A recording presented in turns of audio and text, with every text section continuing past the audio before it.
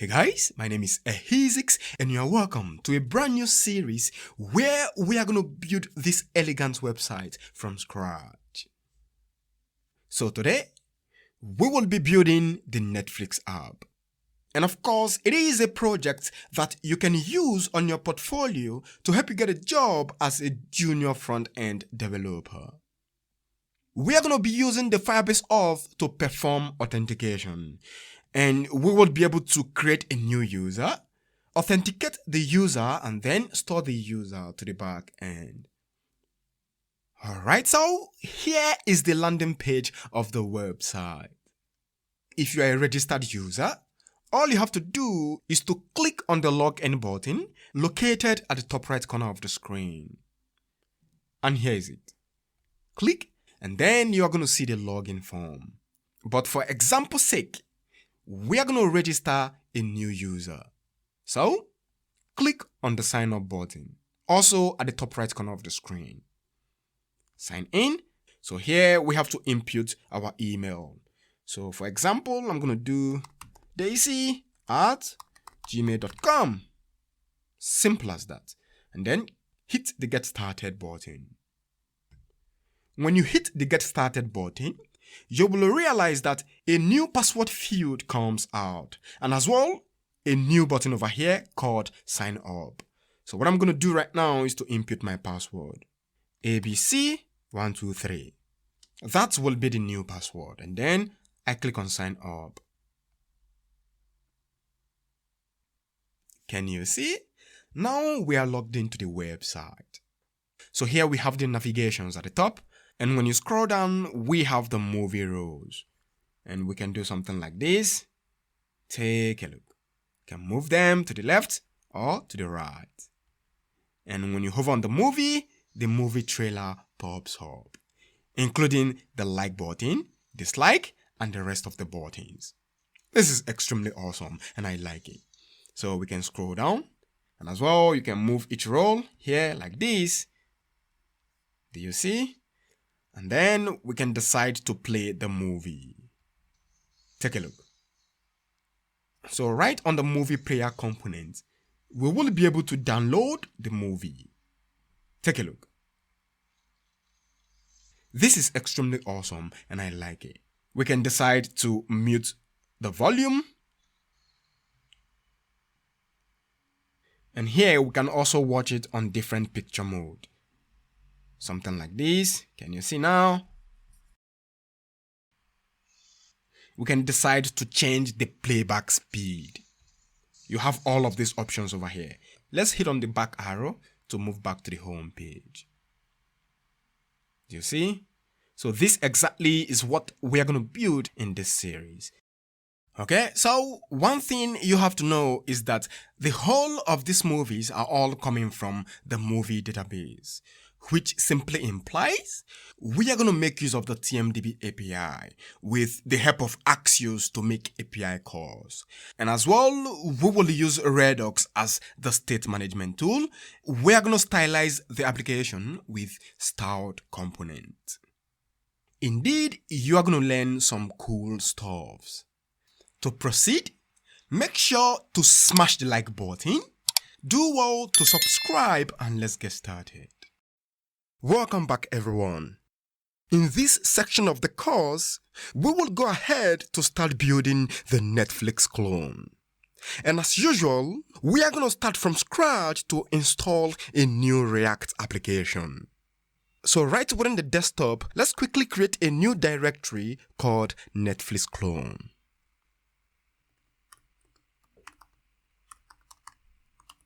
Having done that, drag and drop the folder right within the VS Code. We just have to close down the get started page.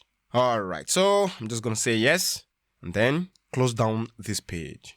Maximize the VS Code. Press Ctrl backtick to open up the VS Code integrated terminal. Or you can as well find it at the top menu. Terminal, new terminal. Let me drag it up a little bit. So here I'm going to do npx create-react-app. And as we normally do, we are going to install it in a directory called clients. And of course, you know that ReactJs is used to build a front-end application. And that is the reason we always install it in a directory client. Hit the enter key to get it fire up. And for sure, the installation will definitely take a while, so I have to fast forward the lecture.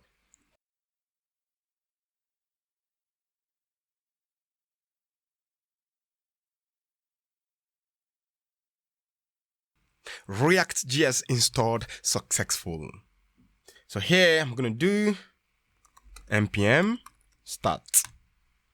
Oops. All right. I'm going to do cd client and then npm start. Everything is working as expected. Here is the sample page. So let's quickly clean up the code.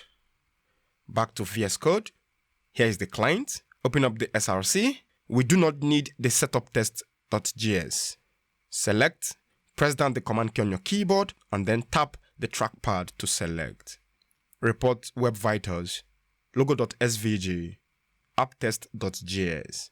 And all of these we do not need. Alright, so having done this, right click, move it to trash. Open up the app.js. So the logo is gone, we have to wipe it off. And as well, we do not need anything right here within the app.js. So I'm just going to highlight everything from the opening header tag to the closing header tag. Wipe it off. Make sure to save. Let's go back to the index.js. And for sure, we do not need the report web vitals and all of this stuff over here. Wipe it off. What is again? Okay, let's save the application. And everything is fine. On the browser, this is the expected result. Alright, so in the next lecture, we will begin to create the pages and the components. See you then. In this lecture, we are going to start creating the components and pages.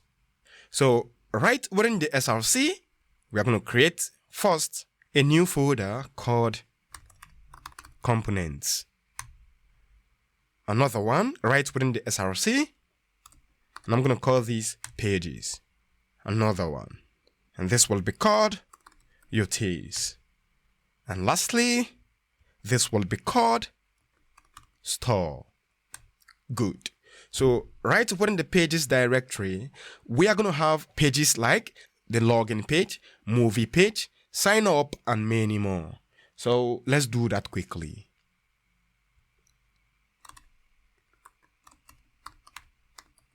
Login page.js. You can as well do .gss if you wish to, yeah? But I always like to stick with the .js extension. And again, right within the pages, new file, sign up page.js.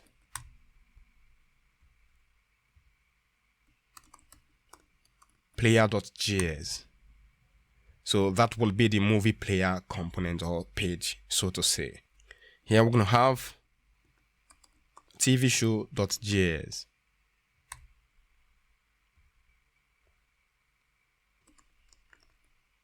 moviepage.js. And then we're going to have netflix.js.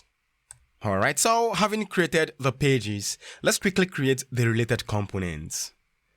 Right within the components package, right click and then new file. We are going to have the background image.js. And here again, we're going to have header.js. So this will be okay for now. As we proceed with the lectures, we will create more components. Alright, so having done this, let's quickly generate the functional components right within. So I just have to close down the whole of them from here.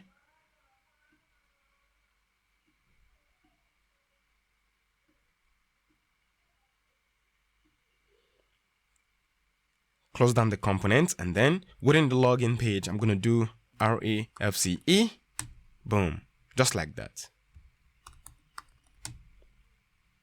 Netflix, refce. Player, refce. sign up, RAFCE. And this should be applied to all of the pages and components. It's as simple as that. Okay, let's work on the component.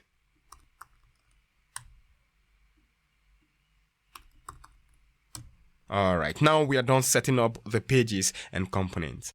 In the next lecture, we are going to set up our routes. See you in the next lecture. Stay focused and always take care. To get started with the route, first, we have to install React Router DOM. And here is it. So right here, I just have to copy this command. And for sure, you can go to npmjs.com/packages/React Router DOM. And then copy the installation command over here. Right within the terminal, I'm going to do Ctrl+C to stop the currently running server. And then paste the command npm install react-router-dom. Hit the enter key to get it fire up. Installed successful. So the next in line is to implement the routes. Command P to pop up the search box at the top. And by now, you should know how to do that. And then I'm going to search for app.js. Right here, okay, let's close down the Explorer. First, we are going to import browser router, route, and routes. Let me show you. I'm going to do import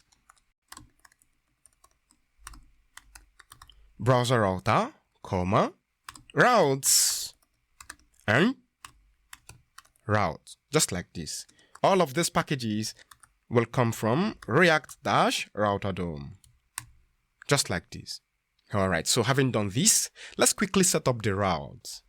So here I'm going to delete everything.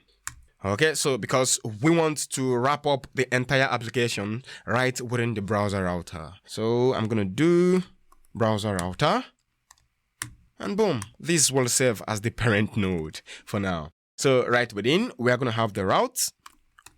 So this includes all the routes that we are going to have.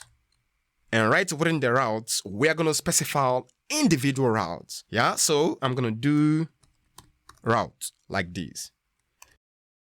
So this represents each route that we are going to have. And this is going to close up the whole of the routes that we are going to have in the entire application. And then right within the routes, we are going to wrap it up with the browser router. It's as simple as that. So right within the individual routes, I'm going to do exact. So we are going to target the exact path. Exact, the path is going to be equal / let's assume login. Okay, so whenever we hit this route, we have to open up an element, in this case the component of concern, and then I'm going to do element. So the element we want to open up is going to be a component called login page. Make sure to close it up with the self-closing tag, and then also make sure to import the login page at the top. So what I'm going to do right now is to close up the route with a self-closing tag. Now I'm going to highlight and then duplicate it 6 times. Just like this. Here we're going to target the sign up. When we hit this route, we are going to open up the sign up page. Please always make sure to import them at the top. And these are the pages that we created earlier on in this lecture. So nothing is new over here. So when we hit this route, we want to open up, let me show you, the login page. And as well, when we hit, okay, let's open up the app.js again. I'm trying as much as possible to make sure everyone understands it well enough. When we hit the sign up route, we are going to open up the sign up page and so on and so forth. So here, I'm going to do player. And we have to open up the player page as well. We're going to do here TV, and this will open up the TV shows. So this over here is going to open up the home page. And in this case, the home page is Netflix. Okay. I think with this, we're done. Let me check it right now. The sign up page, the movie page, Okay, we have to open up the movie page as well. So I'm going to do here, movie. So we have to open up the movie page. What is again? Sign up. And I think we've done all of the stuffs over here. All right, done. So let's check it out. When you save the application, here I'm going to do npm start. Let's check it out on the browser. And now we are right within the home page, which is the netflix.js. So I'm going to do /login. And now we are in the login page. Again, take off the slash. I'm going to do /sign up. And now, let me zoom up a little bit. Now we are in the sign up page. So this is exactly how we are going to do it to test all the routes. We have to test it out. What next again? I'm going to do TV. And this will take us to the TV show component or page. So all of the routes is working perfectly fine. You can as well test it out at your end. This is all for now. In the next lecture, we will begin to design the sign up and login page. See you in the next lecture. In this lecture, we are going to create the background image reusable component. So quickly open up the background image.js. Here is it. So before we proceed, we have to install styled components. Yeah, let's head on to npm.js. Here is it. To install the styled component, you just have to copy the command over here. Or you can do npm install style-components. Do npm install style-components. We have to stop the currently running server again by pressing Ctrl+C and then paste the command right here. npm I, which is install style-components. So the style component is what we will use to style our application.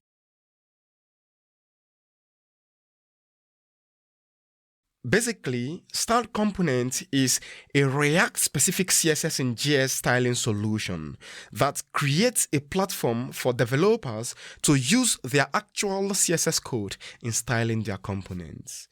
Yeah, so actually the way we make use of it is by specifying the template literals. Don't worry, you will see how it works in a jiffy. So haven't installed the styled component. Here in the background, we have generated the functional component as well. So first, over here, we have to import styled from styled components. And right below, I'm going to do const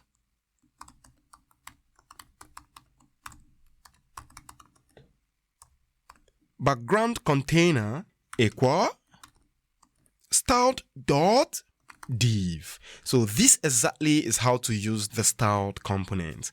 And having done that, the whole of our CSS will be written in between the template literals. So therefore, we have to specify the template literals. And by the way, this is just a backtick. And the backtick is located at the top left corner, right below the escape key on your keyboard. And here exactly is where we are going to write the CSS. So now, having done this, I'm going to copy this class like this. And here I'm going to do like this. Yeah. Now we have to work on the background image. I'm going to do img src equal, go back to the Netflix materials and then open up the code helper and copy the link to the background image of the Netflix clone. And here is the link. Yeah, so you just have to copy the Netflix background link. It is located right within the Netflix materials. And then open up the code helper. Here, I'm just going to paste, close it down with the self-closing tag. And as well, we have to specify the alternative. I'm going to do here auth equal no internet connection. Just like this. Yeah? When you save. Okay, now we have to stylize this image. So go back to the styled component, right between the template literals. So styling the application will take place here. It's as simple as that. So we are going to specify the height of the background image. The height. Let's make it 100 view height. All right, so before we go further, I want to introduce you to a styled component IntelliSense that will help you to display the options right within the IntelliSense. So for example, if you type H, it is going to display the option of height. So open up the extensions. Right within the extension, we are going to search for the VS Code highlighting tool for styled component. So here I'm going to do VS Code dash styled dash component. And here is it. So this is a syntax highlighting tool for styled component. Install. I used to have it before. I deleted it simply because I want to install it from scratch for proper understanding. Now I'm done installing the syntax highlighting tool. We just have to close it down. And for sure, some of you are asking me the theme that I'm using for my VS Code. So right within the set box again, you just have to search for RU Mirage. And here is it. So this is the theme that I'm using for my VS Code. And at your end, you are going to see the install button. So go ahead to install it, and then you will start rocking the exact same theme with your instructor. Teaching good? Beautiful. Close it down. Yeah, so I'm just going to save, and then let's go back to the Explorer. Close it down, and here, let's specify the width. Now, when I do width like this, can you see? Right within the IntelliSense, it shows the options. I love this. It makes things easier in styled components. Width is going to be 100 view width. And please always make sure to terminate it with the semicolon. If you do not terminate it with the semicolon, you definitely will run into trouble. So having done this, we want to stylize the img tag. So right below, I'm going to do img, open and close curly brackets. Give it a height of 100 view height. A width of 100 view width. All right, so we are done with this. We just have to save. Don't worry, you definitely will see what we've done in a jiffy. So we just have to start up the application, npm start. If you want to see what we've done so far, all you have to do, Command P, open up the app.js. Okay, for now, I just have to place a comment on this. Yeah, and I'm going to do background image. Like this. When you save and check out the browser, here is it. Can you see? So this is the background reusable component that we just made. All right, can you see? It's fine. Perfect. I love it. So I just have to wipe it off and then remove the comment over here. Save. Go back to normal. Okay, let's go back to the home page. Remove the /TV. And here's at least the home page Netflix. All right. Let me format the code with prettier. All right, so this is all for now for the background reusable component. And in the next lecture, we are going to create the header reusable component as well. See you then. In the previous lecture, we created the background image reusable component. So in this lecture, we are going to create the header reusable component as well. So Command P and then search for header.js. And of course, we created all of these components in the previous lecture as well. Good. So right within this component, first we have to import the styled component. Import styled from styled components. And over here, I just have to wipe this off. And I'm going to do here header container. So we have to create this quickly. Come here and I'm going to do const header container equal styled dot div. So this is how to create your styled component. Having done this, we have to specify the backtick so that we will be able to write our styles in between. So here exactly is where we are going to stylize the stuff. Let me zoom up a little bit. Can you see? So the backtick here and the closing backtick here. I think it's too much like this. You have to zoom out. Okay, fine. Let's proceed. So here we are going to have a div. Give the class name of logo. Right within the div, we are going to have an img tag, src equal, copy and paste the link of the Netflix logo right from the code helper. I've copied the link already, so go back to the code helper and do that. Close it up with the self-closing tag, and then we have to specify the alternative. I'm going to do auth here, and I'm going to do no internet connection. Take a look at the internet here. All right. So having done that, we are going to create the buttons. So right outside the div with the class name of logo, we are going to have a button. On click of this button, we are going to navigate to the login page or the sign up page, depending on the page that you are currently on. Yeah. So if you are within the sign up page, the button is going to show login. So if you are within the login page, the button is going to show sign up. So let's do that quickly. But first, right at the top, we are going to import, use navigate from, guess where? React Router DOM. All right. So having done that, I'm going to do const navigate. We're going to have a variable called navigate equal use navigate. All right. So here on click of this button, we are going to navigate to either the login or the sign up page, depending on the page you are currently on. So now how do we do that? I'm going to do here, set it to R function, and then navigate to, I'm going to do props dot, and of course this function has to take in props as well.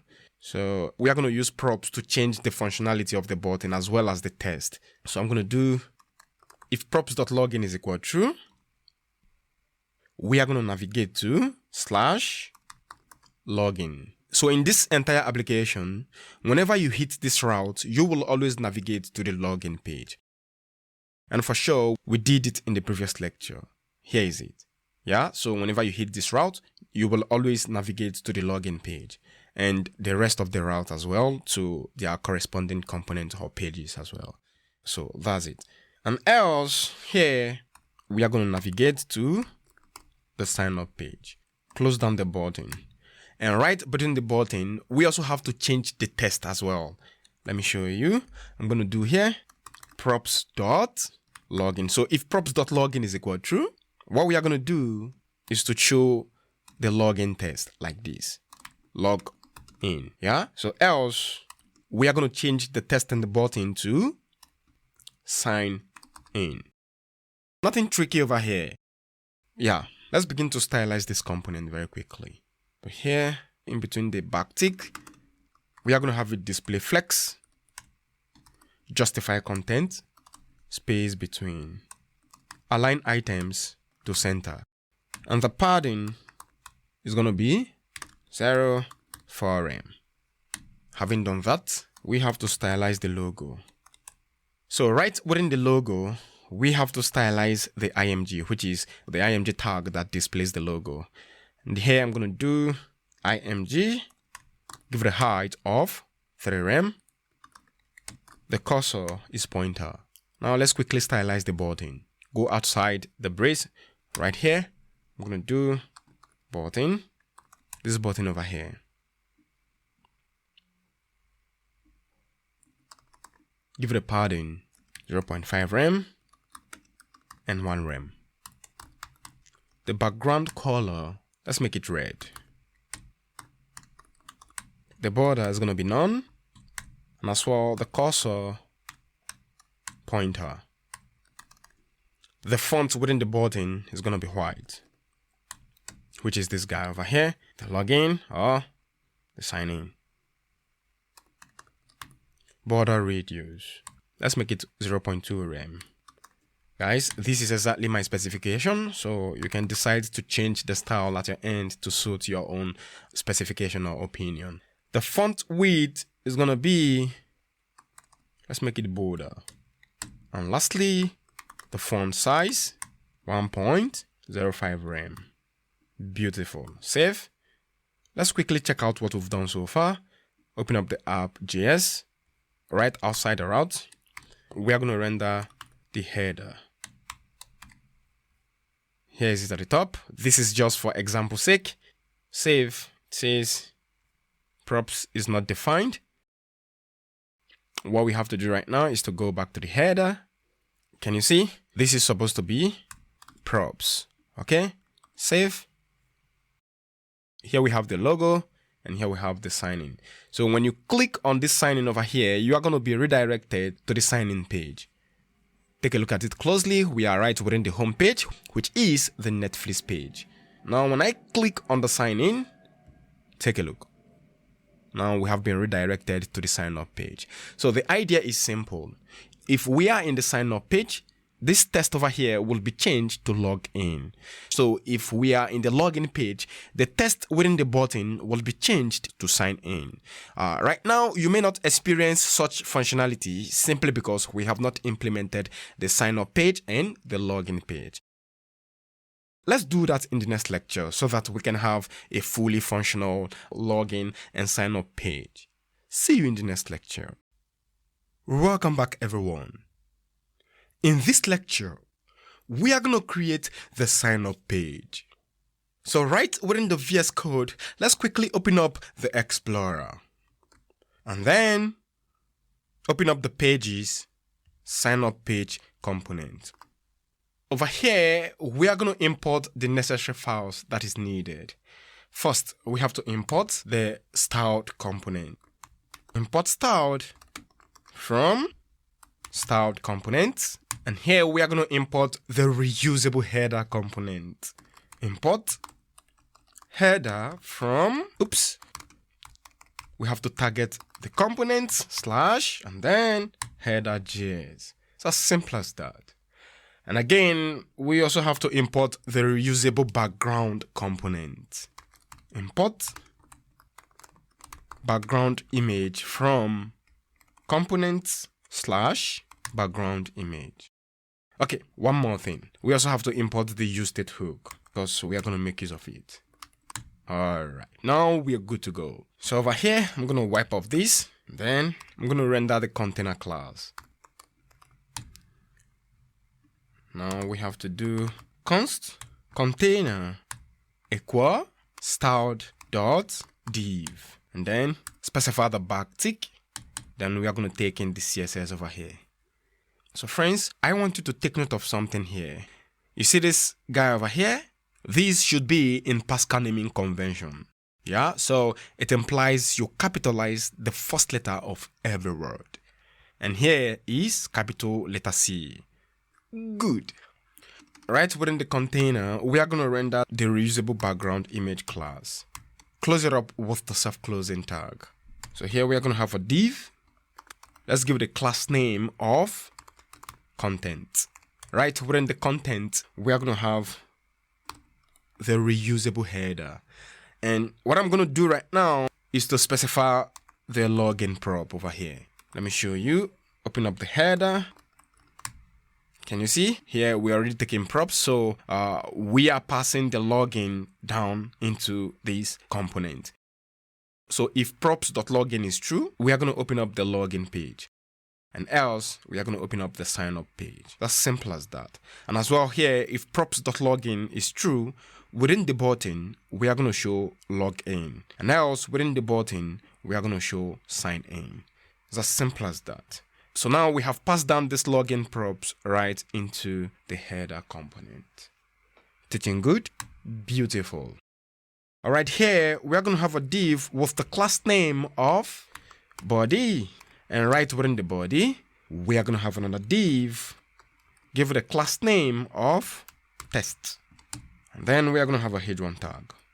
And I'm going to do unlimited movies, comma, TV shows, and more. Again, here we are going to have a h4 tag. And I'm going to do watch anywhere, comma, cancel anytime. Again, here we are going to have a h6 tag. So these are the write-up that you can see within the Netflix sign-up page. Yeah, so we are just actually copying from there. Then I'm going to do ready to watch. Enter your email to create or restart membership. So right within the closing div with the class name test, we are going to have another div. Give it a class name of form. And right within the form, we are going to have the input field, the type equal password, placeholder equal, what I'm going to do now is password, and the name equal password. Simple as that. All right. And another one, an input field, the type here equal email, placeholder equal email. Or you can say enter email address or something like that. So let me do email address. Oops, guys. Good. And the name equal email. Also close it up with the soft closing tag. What more? Now we are going to have two buttons. Here we're going to have a button. And this is going to be the get started button. Highlight and duplicate. This will be the sign up button. As simple as that. All right, so let's check out the browser to see what we've done so far. Come here and I'm going to specify the route to hit the sign up page. / sign up. All right. Good. Here is the image background component that we rendered. Here is the header that we rendered as well. And below, here are the write-ups and the input fields. Here is the get started button, the sign up, the email, and the password field. Everything cool. All right, it looks like it is not well aligned. Yeah, it is simply because we've not stylized it.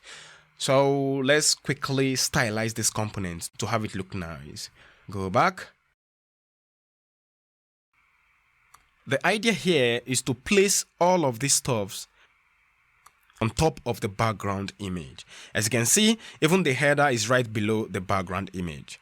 So to do that, we have to specify the position to be relative, and then the position of these guys will be absolute.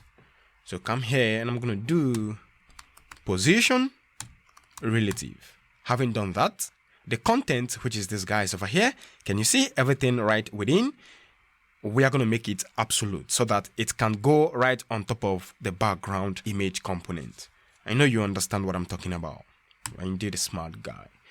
All right, so I'm going to do dot content, and then we are going to have it position absolute. Okay, so having done this, what we are going to do next is to position it from top 0 and from left 0. So when I do here, top, I'm going to make it 0. When you save, check it out on the browser. Now we have all of these stuffs over here like this. Can you see? Good.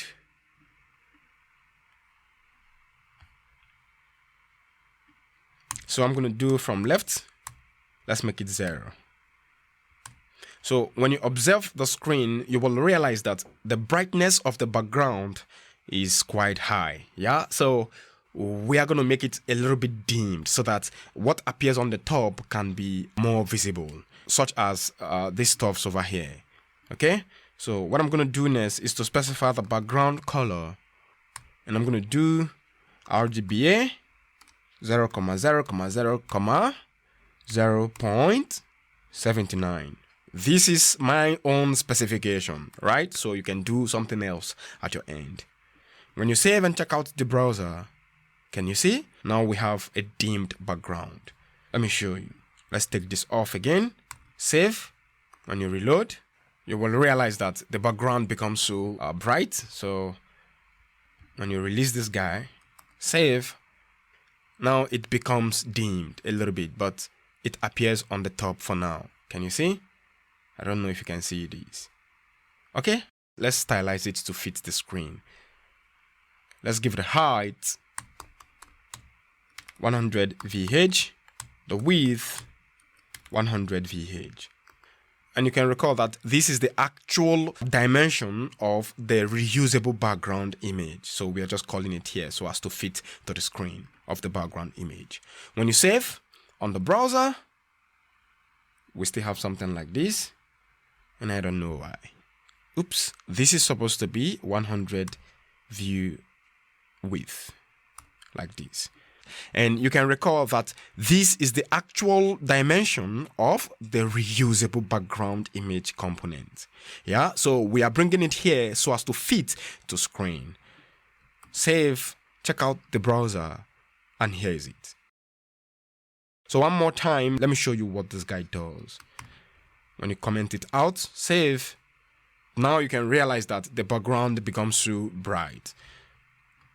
When you save, it dims up a little bit. And that exactly is what we're looking for. So here I'm going to do grid template column 15 VH and 85 VH. Now let's stylize the body. Dot body. Let me show you. Here is it. So right within the body, we are going to have it display flex. And flex direction is column. Justify content to center. Align items to center. When you save, everything will be aligned to the center. Can you see? Now the logo is being aligned to the top left corner of the screen. And here the login button is being aligned to the top right corner of the screen. And in the previous lecture, I told you that when you are in the sign up page, this will show the login button. When you are in the login page, this button will be changed to sign up. I think we did that in the previous lecture right within the header component over here. So when you take in these props over here, it makes everything work better.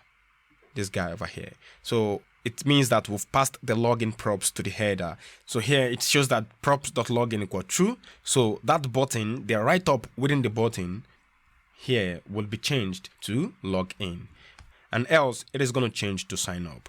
So let me show you quickly. Come here, I'm going to do sign up. So when you save the application, check out the browser. Can you see? Now we have the sign in button. It's as simple as that. So let's leave it as login for now. Let's continue with the style. For the test, we are going to have it display flex. Flex direction is column. So I'm just going to copy from here like this and then paste it here. The font size, let's make it 2 rem. The color of the font is going to be white. Let's check it out on the browser. Do you see? Everything appears nicely. Test align to center. Okay, let's do something. Here we have to remove the justify content to center. Then I'm going to do test align to center. Format the code, save the application, and now they are right at the center. It's fine. Okay, the next is the h1 tag. So for the h1 tag, the padding is going to be 0.225 rem. For the h4 tag, h4, so we are going to specify the margin tab, and I'm going to make it minus 1.5 rem. Okay, let's take it off so you can see it clearly. Place a comment on it, save. Can you see? I do not like the spaces in between the text. Do you see? It doesn't look nice. So how to solve that is to apply the margin top. And also I want the TV show to go down. So for the padding, I'm going to take off the 0.25 rem. So I'm going to give it 0.25 rem. Good. The H6. The H6 is exactly the same. Give it a margin top so it can go closer. Everything nice. Alright, so let's begin to stylize the input field, including the boarding. So right here, I'm going to do dot form. We are going to have it display grid. So let's specify the width to be 60%. Okay, we also have to specify the grid template column, but let's leave that for now. So here we are going to stylize the input field. The color, let's make it black. Padding, 1.5 rem. The font size, 1.2 rem. And the width of this input field is going to be 45 rem. Let's check it out on the browser. Save. I love it. So here are the two input fields. Don't worry about the button. We have not actually got into that for now. Something important we also have to do is to, let me show you. When I focus on the input field, you will see the outline. Do you see the blue outline? I don't want that. So what I'm going to do right now is on focus, we are going to remove the outline just to make it known. It's as simple as that. So having done this, let's quickly stylize the buttons.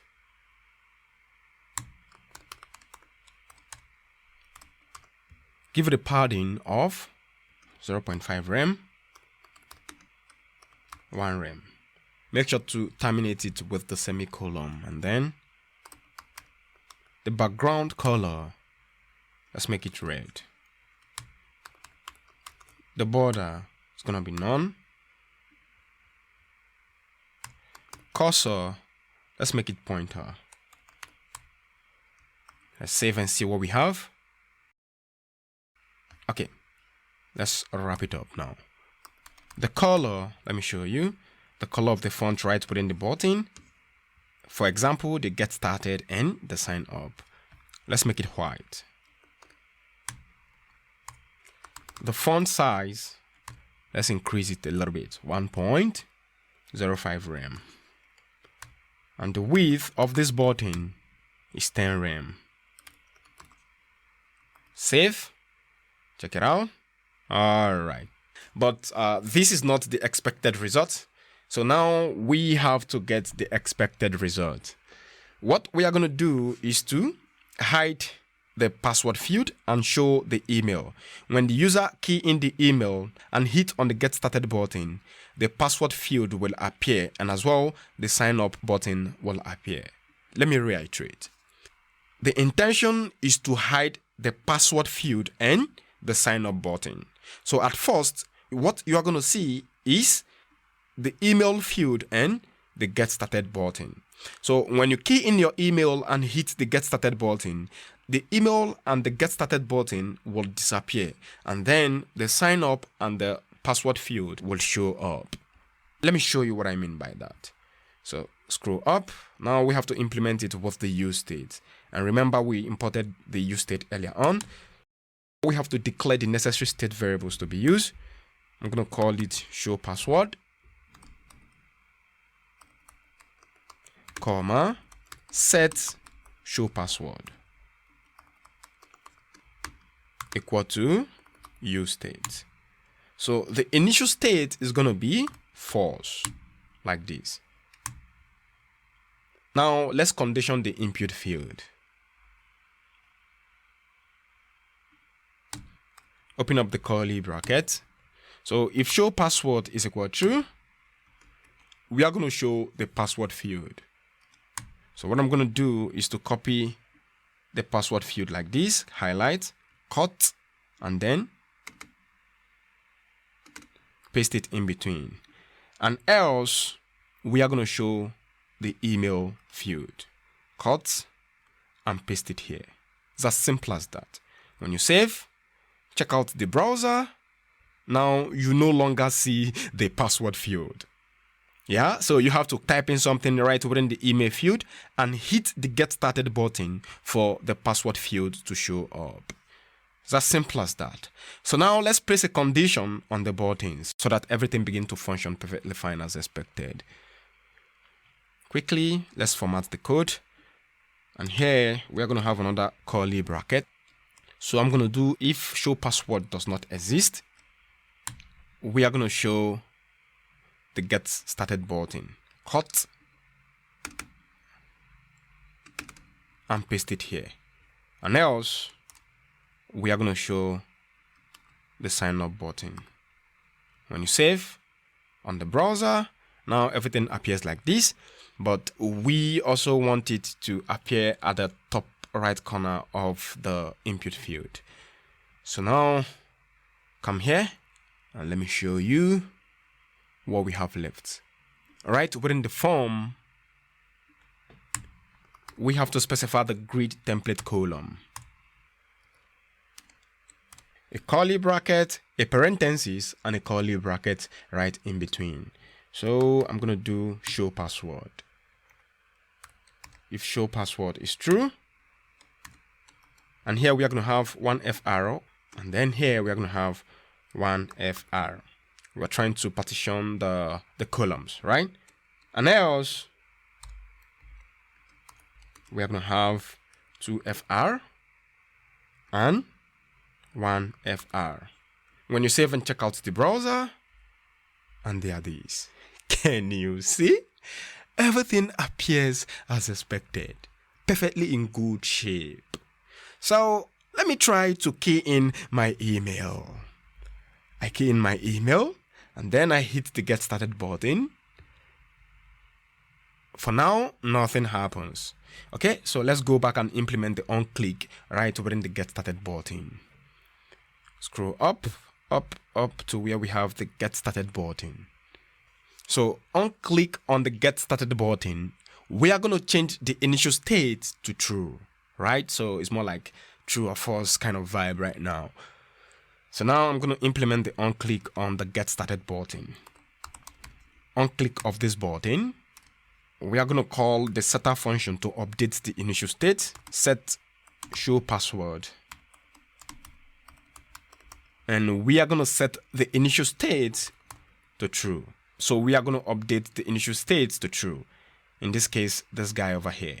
So onClick on this get started button, we change the state to true, and then the sign up button will appear. It's as simple as that. So now we have to refresh. Let me key in my email and then get started.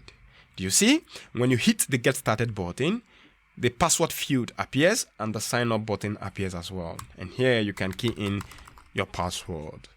So friends, this exactly is what we are expecting in this lecture. And furthermore, I want to show you something I did behind the scene that you are not aware of. When you observe this page, can you see where my Netflix logo is starting over here? I have a little space over here. And as well, I have some space over here in between. It is simply because right within the header, I specified a padding of 1 rem. So when you take off this padding over here and save the project, go back.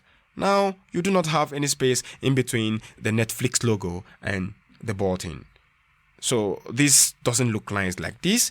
And that exactly was the reason I placed a padding over here to be 1 rem. Now can you see? Looks gorgeous. Everything cool. I love it. So friends, in the next lecture, we will begin to create the login page. This is all for now. See you in the next lecture. Stay focused and always take care. Welcome back, everyone. In the previous lecture, we implemented the sign up page. And for sure, this is looking extremely beautiful and I like it. So in this lecture, we will go ahead to create the login page. Let's get started quickly. Head on to VS Code. I'm going to search for loginpage.js. And then open up the sign up page. We have to copy almost everything from here, like this, which is the imports. Copy and paste. Yeah. So what else again? Now we are going to have a wrapper over here, and I'm going to do, oops, it should start from here for readability. Const wrapper equal styled dot div. Then specify the backtick. So here exactly is where the CSS style will take place. Having done this, I'm going to wipe off this, and then we are going to have a parent node called wrapper, which is this guy over here. The next in line is to render the background image reusable component. So now, do you see how useful a reusable component can be? Let's render it over here. And as well, we are going to render the header reusable component. But before we proceed, we are going to have a div here. Give the class name of login content. Like this. Right within the div, we are going to render the header component. And all of these stuffs, we imported them earlier on. We just copied the import from the sign up page. When you save, okay, let's check it out on the browser. Come here. So when you hit on this login button right within the sign up page, it is going to redirect you to the login page. And let me show you where we implemented that. Come here, header component, scroll to the top, and here is the button. So here we specify the on click, and if props.login is equal true, it is going to take you to the login page. And when you observe the sign up page, you will realize that the props here is logged in. It's as simple as that. So now when we hit on this button, it is going to take us to the login page, and else it will take us to the sign up page.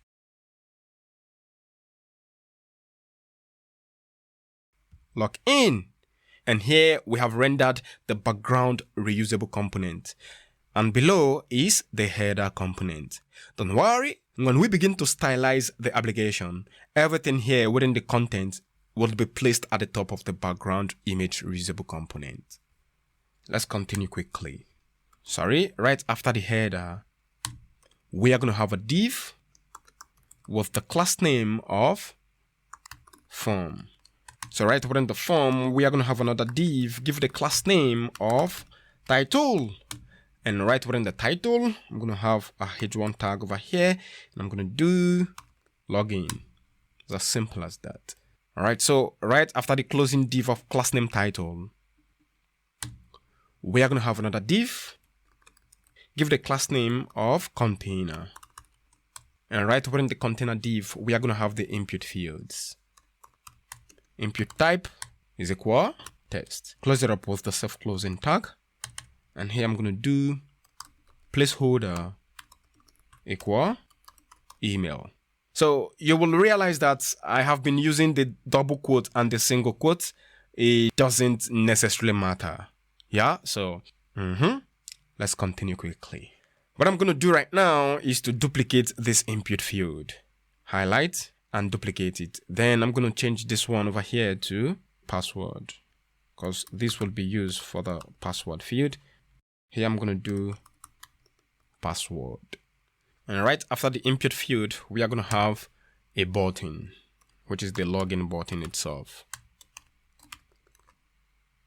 All right. When you save on the browser, and here is it. So right now we have to stylize the components to make it look good. Right over here, the position of the wrapper is going to be relative, so that we can actually place this login content right on top of the background image class, so that all of this content over here will appear right on top of the background image. So I keep explaining this stuff over and over again, simply because I want it to stick to your memory. So here we are going to stylize the login content.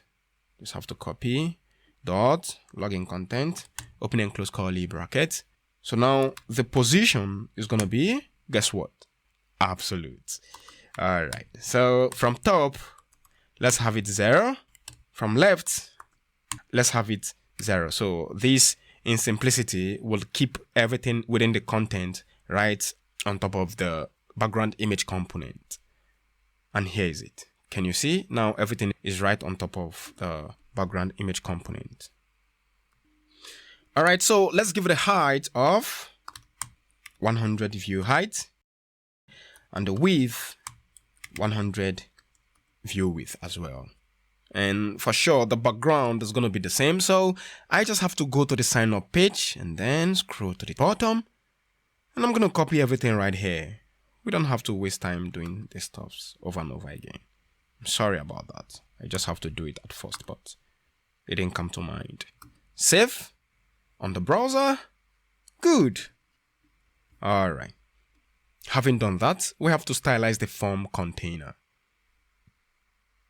Okay, so what I'm going to do right now is to just right after the header component, we are going to create another div, give it a class name of form-wrapper. So everything right here, copy from lines 15 to lines 28. Hold down the Option key on your Mac and then press the up arrow key to move it in. So if it doesn't work for you, you can as well highlight and then Ctrl X to cut, paste it within the div with the class name of form wrapper. When you save, now we have to stylize the form wrapper. Dot, let me show you this guy. Just have to copy. We are going to have a display flex. The flex direction is column. Align items to center. Justify content to center. The gap is going to be 2 rem. The height, let's make it 85 VH. Okay, let's check it out on the browser.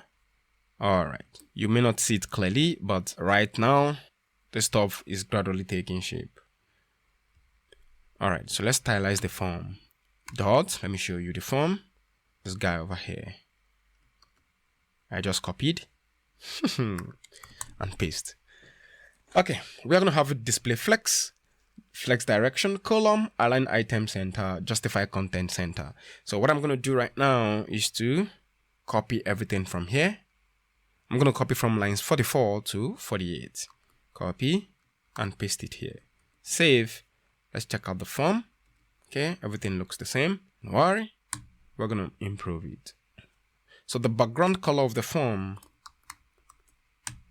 So now I'm going to do 0 into 6, be 0. Let's count. 1, 2, 3, 4, 5, 6. All right. So when you save and check out the browser, can you see? Here is what we just did right now. This guy over here. I don't know if you can see it clearly. Let's go back. Okay, I want to do something so that it appears clearly. Here, I'm just going to do 0.1. Okay, do you see? This is exactly what we are talking about. Let's take it back to the actual stage. Let's give the form a height of 70 VH. Now it is going to appear clearly. The padding is 2 rem. The color is going to be white so that the text within the form will appear white. And what is again? Let's give it a border radius. We want the edge to be a little bit curvy, so I'm going to do 0.4 rem. Oops, take a look. When you save on the browser, and here is it. Can you see? Now we have the form ready. The next in line is to stylize the input field and the button. And I hope you can see it clearly right now.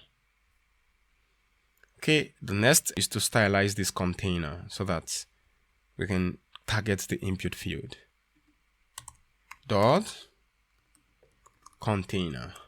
And please always make sure the spellings of your class name are correct, okay?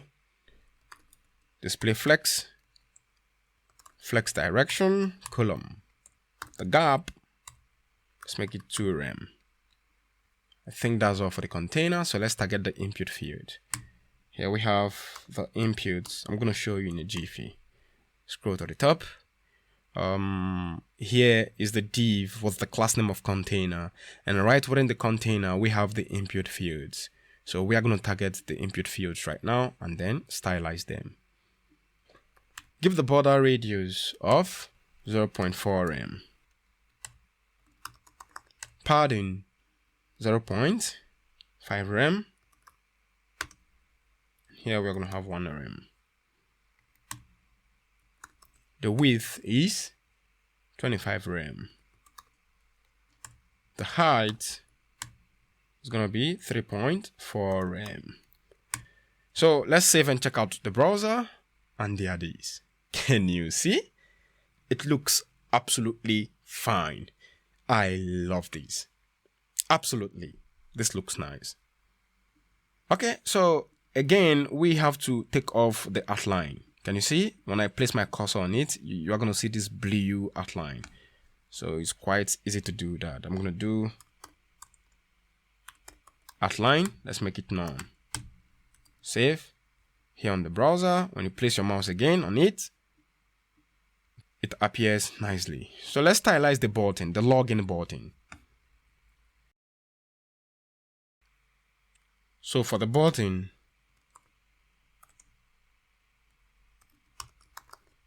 padding is going to be 0.5 rem. Oops, I keep doing this. I don't understand. Get out.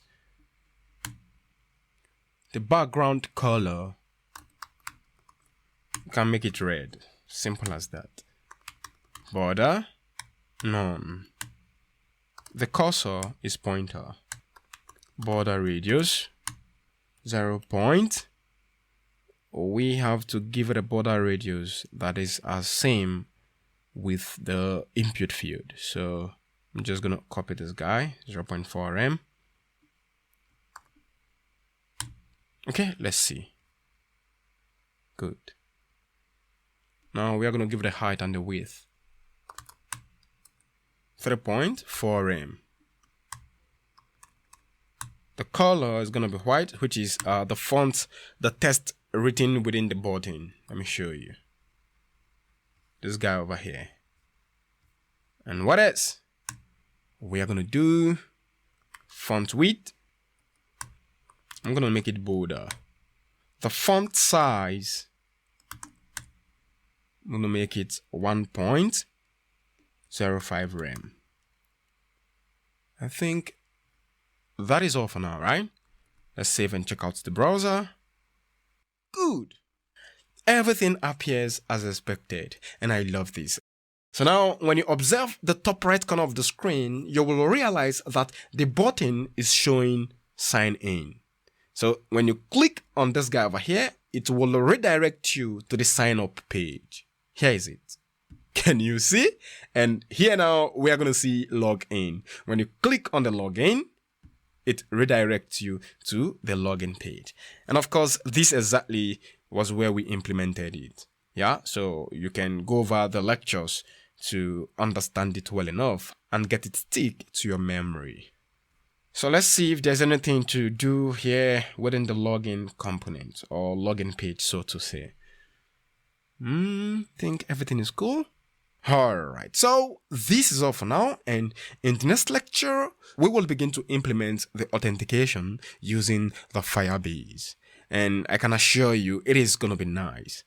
See you in the next lecture. Alright, so before we proceed with the sign up and login authentication, there is something I want to bring to your notice. If you observe the screen, you will realize that the form is not visible. It's not very visible as expected. Can you see? It is going to be very difficult to notice that there's something here. So we are going to fix that in a jiffy. Another important observation that I want to bring to your notice is the input field. The height is too much. Yeah, so we have to find a way to reduce the height and then also make the form to be a little bit more visible than before. Go back to VS Code, scroll down. So for the input field, it is extremely easy to do that. We just have to reduce the height to 2.4 rem. Can you see? Now it appears better. So let's work on the background and the form. What I'm going to do, I'm going to highlight this. Let me show you the login content. I'm going to highlight. Then before I proceed, I want to change this to 0.4. Scroll down. Within the form, I just have to wipe off this guy and then paste. So I'm going to change this to 8.3. When you save and check out the browser, and here is it. Can you see? Now it looks a little bit more visible than before. But another issue here is that the background is becoming so bright, and no, we don't want it like that. So let's go and treat the background. Here, let's make it 0.6 and see what the outcome is. Good. Let's proceed to the next lecture where we will begin to implement the login authentication. See you then. Welcome back, everyone. Alright, so in this lecture, we are going to link our project with Firebase. So to proceed, first, we have to install Firebase right in our project. So navigate to VS Code. Right within the terminal, make sure to cd client and then npm install Firebase. Hit the enter key to get it fire up. Installed successful. So let's open up the package.json file. And here is it. Yeah, now we have successfully installed Firebase. So quickly head on to Firebase console and let's create a new application. Firebase. So you can go to firebase.google.com and then click on the Get Started button.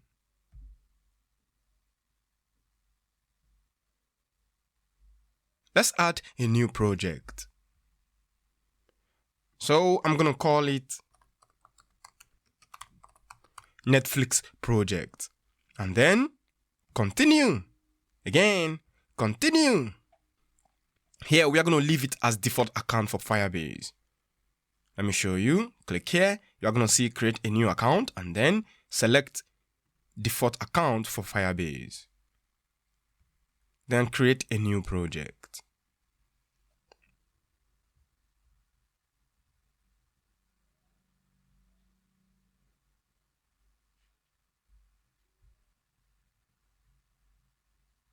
Done.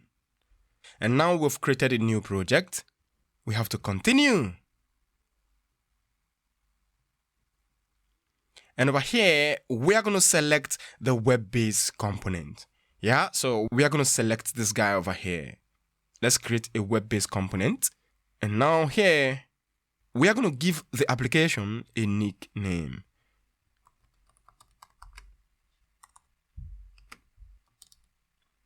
Netflix app.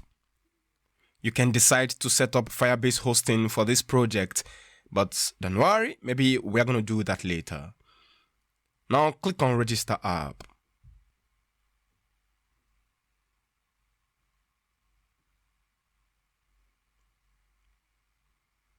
Having done that, this code over here will be generated. Now go back to VS Code. Right within the SRC, you just have to open it up and then utils. Right click on utils, create a new file. And I'm going to call it firebase-config.js. come here. We just have to select like this. Please, you can see what I've selected over here. And then right click, copy, paste it here like this. Yeah. So having done this, let's clean up the code. Select from lines 4 to lines 8, wipe it off. And as well, we do not need the Firebase analytics for now. We just have to wipe it off. Wipe this off. And as well, wipe this off. So having done this, the next in line is to import getAuth from Firebase. So scroll to the top, and I'm going to do import getAuth from Firebase /auth. It's as simple as that. And lastly, right below,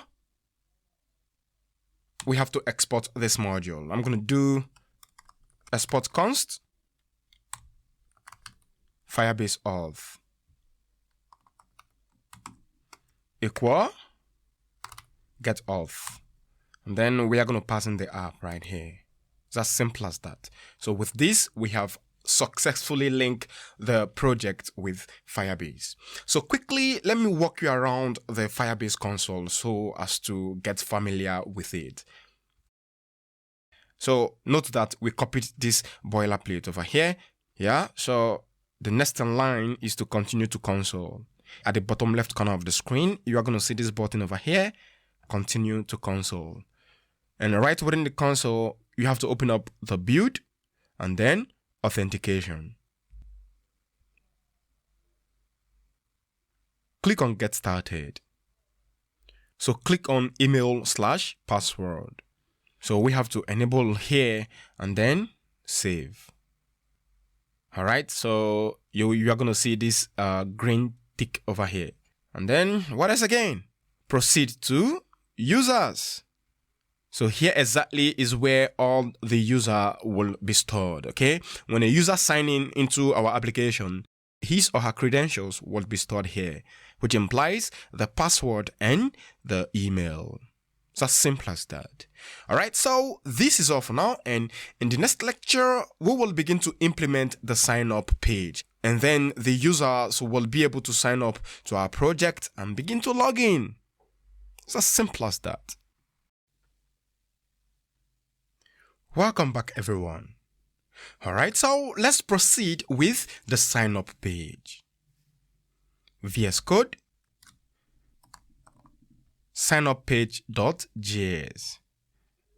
All right, it's fine now. So right at the top, the first thing we are going to do is to import the Firebase-config, which is the module we created in the previous lecture. Let me show you quickly. This guy over here, okay? So come here and okay, let's do it here.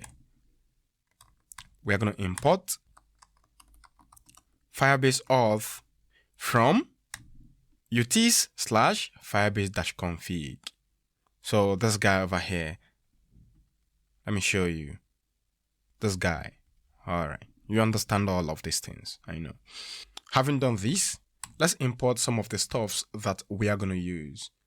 So, way to do that, we have to follow the best practices. Let me do something now. I'm going to highlight from lines 2 to 3, cut it off, come here and paste. Yeah. So this is going to be the import that we created, but this at the top will be the import from the external libraries. So here I'm going to do import. Create users with email and password from Firebase-auth. And as well, we have to import onAuth change. Exactly like this. Let's quickly create the handler for the sign up. Here I'm going to do const handle sign in equal, set it to our function. So here we are going to have an async Good. So right within, we are going to wrap it up in a try catch block. Here I'm going to do const email, comma, password. And I'm going to set it to form values. So before we proceed, let's quickly create the necessary state variables to be used. So I'm going to do useState, generate the useState snippet, form value, set form values. Okay, here's going to be on cap, set form values. The initial state is going to be an object, and right within the object, I'm going to do email. The email, we are going to set it to an empty string. Yeah, so the initial state of the email field will be empty. Yeah, so the password field, the initial state as well is going to be an empty string, which makes it empty. All right, so having done this, let's continue with the form values over here. And here we are going to await, since this is an async, so it's going to return a promise. So we have to await here. We are going to call the create user with email and password method. And we imported it, let me show you, at the top from Firebase Auth. So right within this method, we are going to take in the Firebase Auth, comma, email, comma, password. As simple as that. And here we are going to catch the necessary error. So when we catch the error, we have to console log it. I'm going to do console.log this guy over here, which is the error. If any error occurs, we're going to log it on the console. Yeah, so what else? Now we have to implement all of these stuffs right within the input field. So this is the password field. The value equal form values dot password. So this will grab whatever password that the user inputs right within the input field. So on change, so this means when the user begins to type into the input field, so this will give us access to the event, and then set it to our function. So when the user begins to type into the input field, we have to update the form. Now I'm going to do set form values. So we have to spread the form values. Having done that, we are going to do e.target.name. And then lastly, we're going to do e.target.value.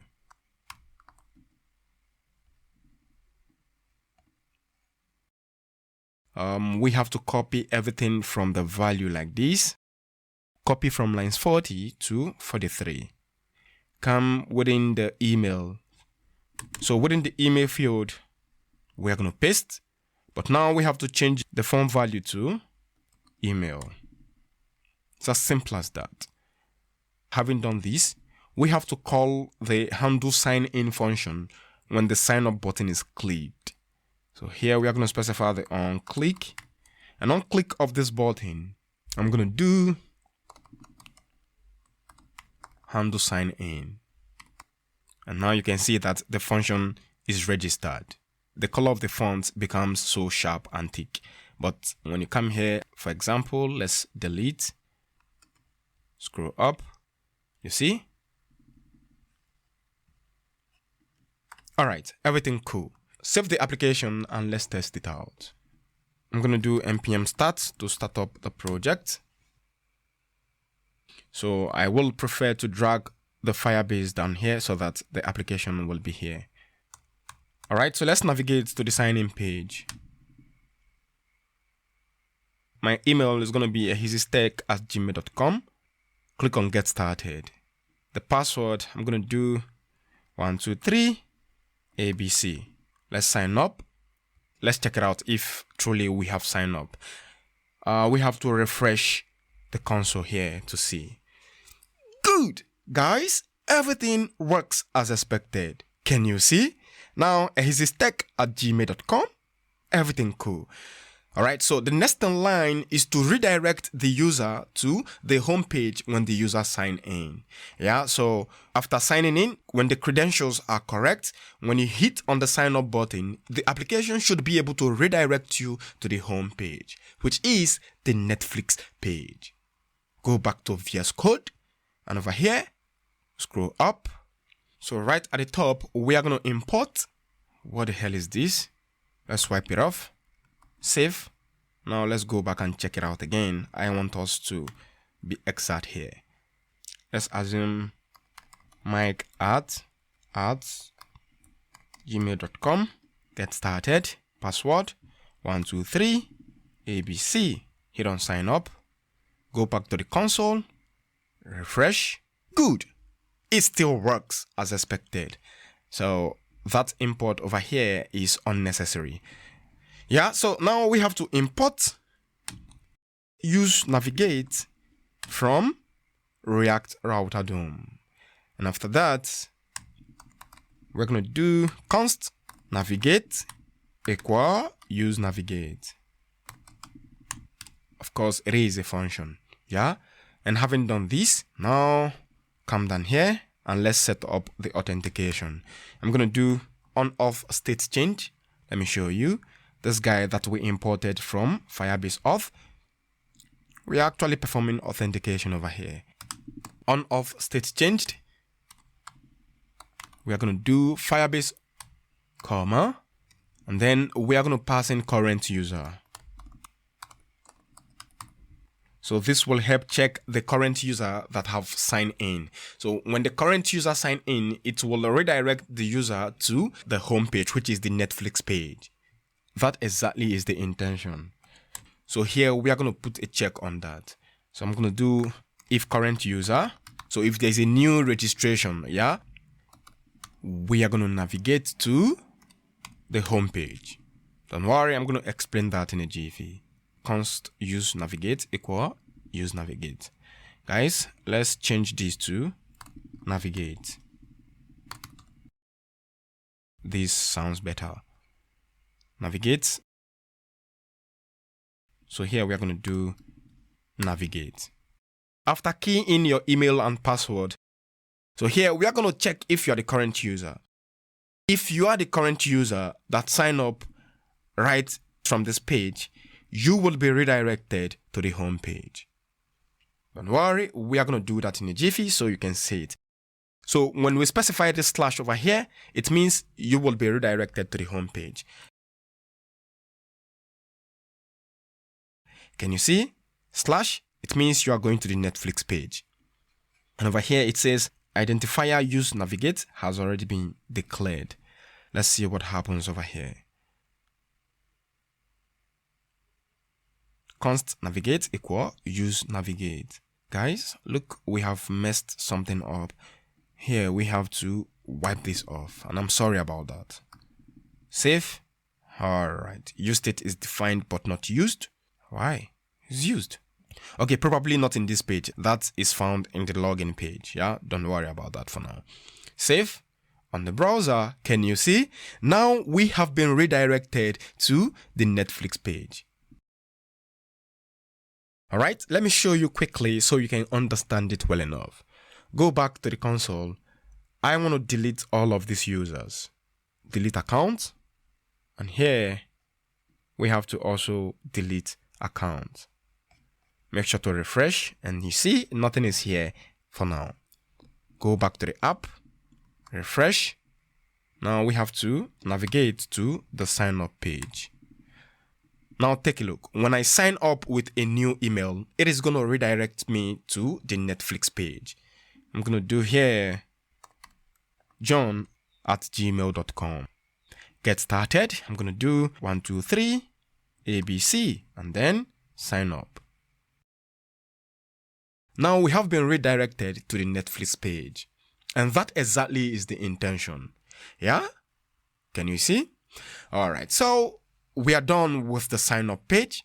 In the next lecture, we are going to perform authentication with the login page. Welcome back, everyone. Yeah. So in the previous lecture, we implemented the sign up page. So the users are able to create an account and they will be redirected to the Netflix page, which is the standard. Now we are going to proceed with the login authentication. So let's assume a user will sign up the application and then log out. So when you log out, you don't have to sign up from scratch. All you have to do is to log into the application by using your credentials, which you have actually created previously. Now, before we proceed with the login page, we are going to do some certain stuff which will not take time. Go back to the browser and then go back to the Firebase console. We want to delete the user like this. Okay, let's delete this account. So any account you have right here, delete all the account. We are going to create it from scratch. Come back to the code, go to the sign up page, and then we are going to place a comment on this. So we do not want it to redirect to the Netflix page when the user sign up. For now, okay? Just for now. This is just for example's sake. Place a comment on the use navigate. Okay, you can as well place a comment here if you wish. Good. Having done this, let's proceed with the login page. Right within the login page, we are going to import. Okay, let's copy the import from the sign up page. I don't want us to waste time here. Highlight and copy. Login page. And paste.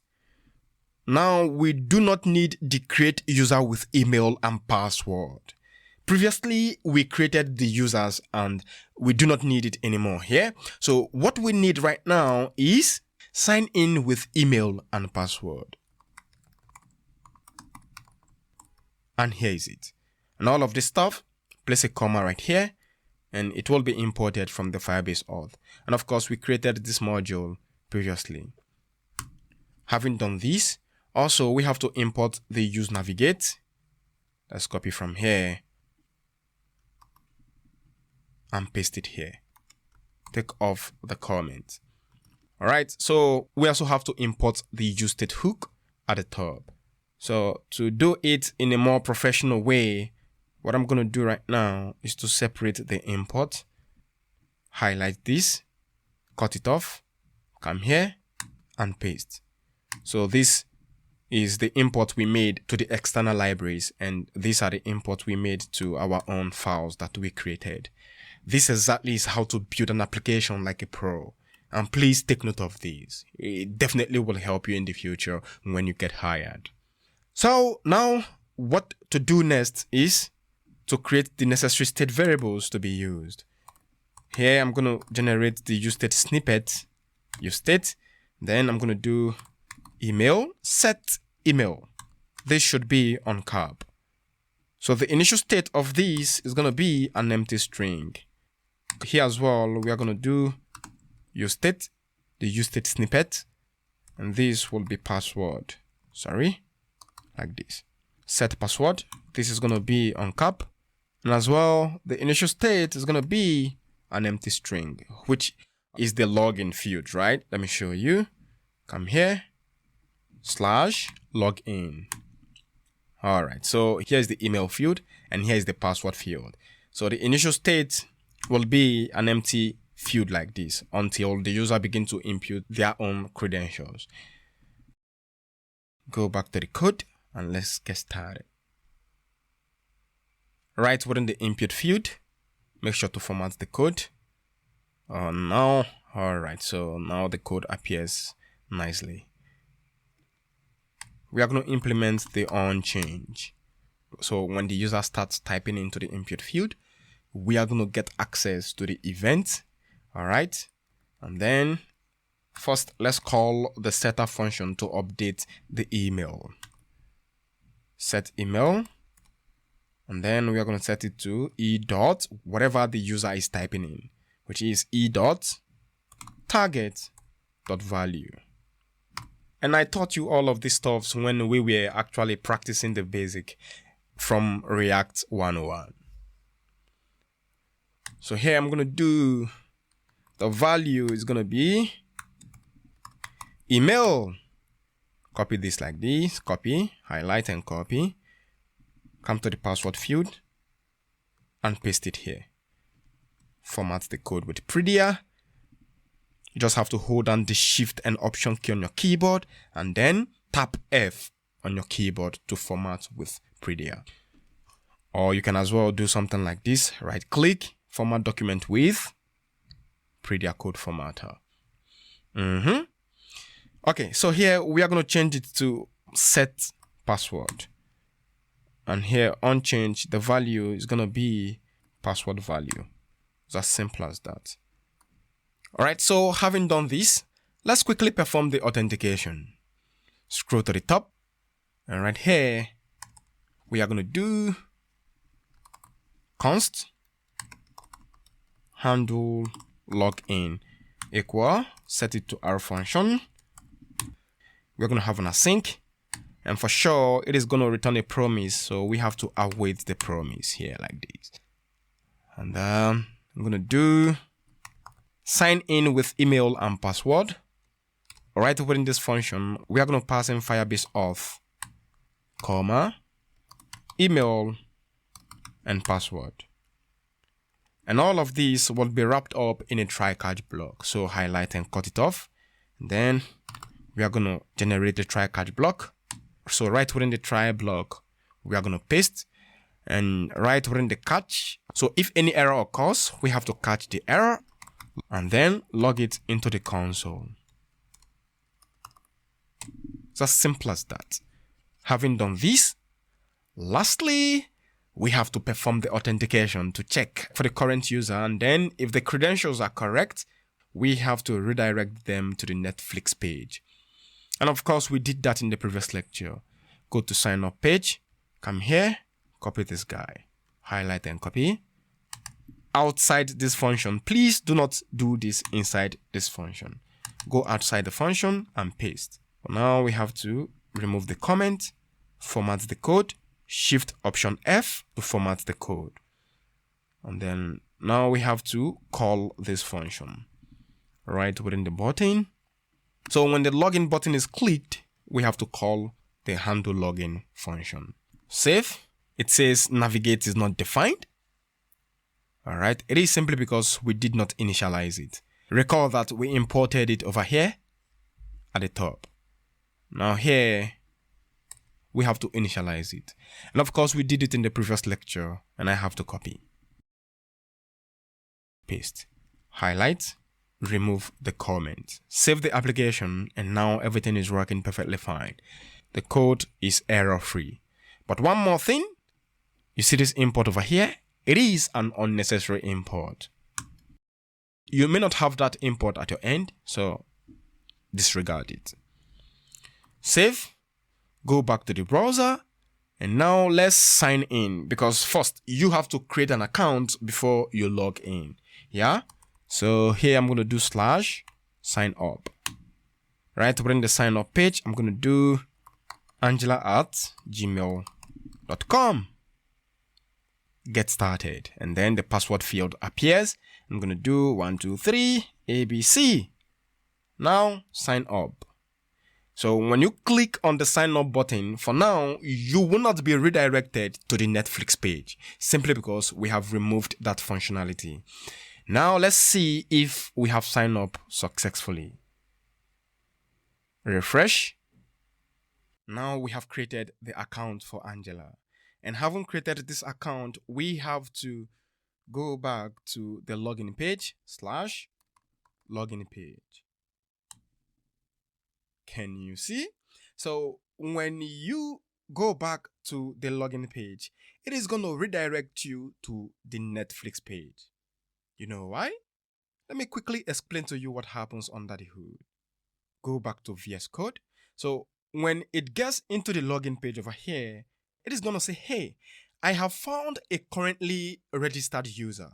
So quickly redirect the registered user to the Netflix page.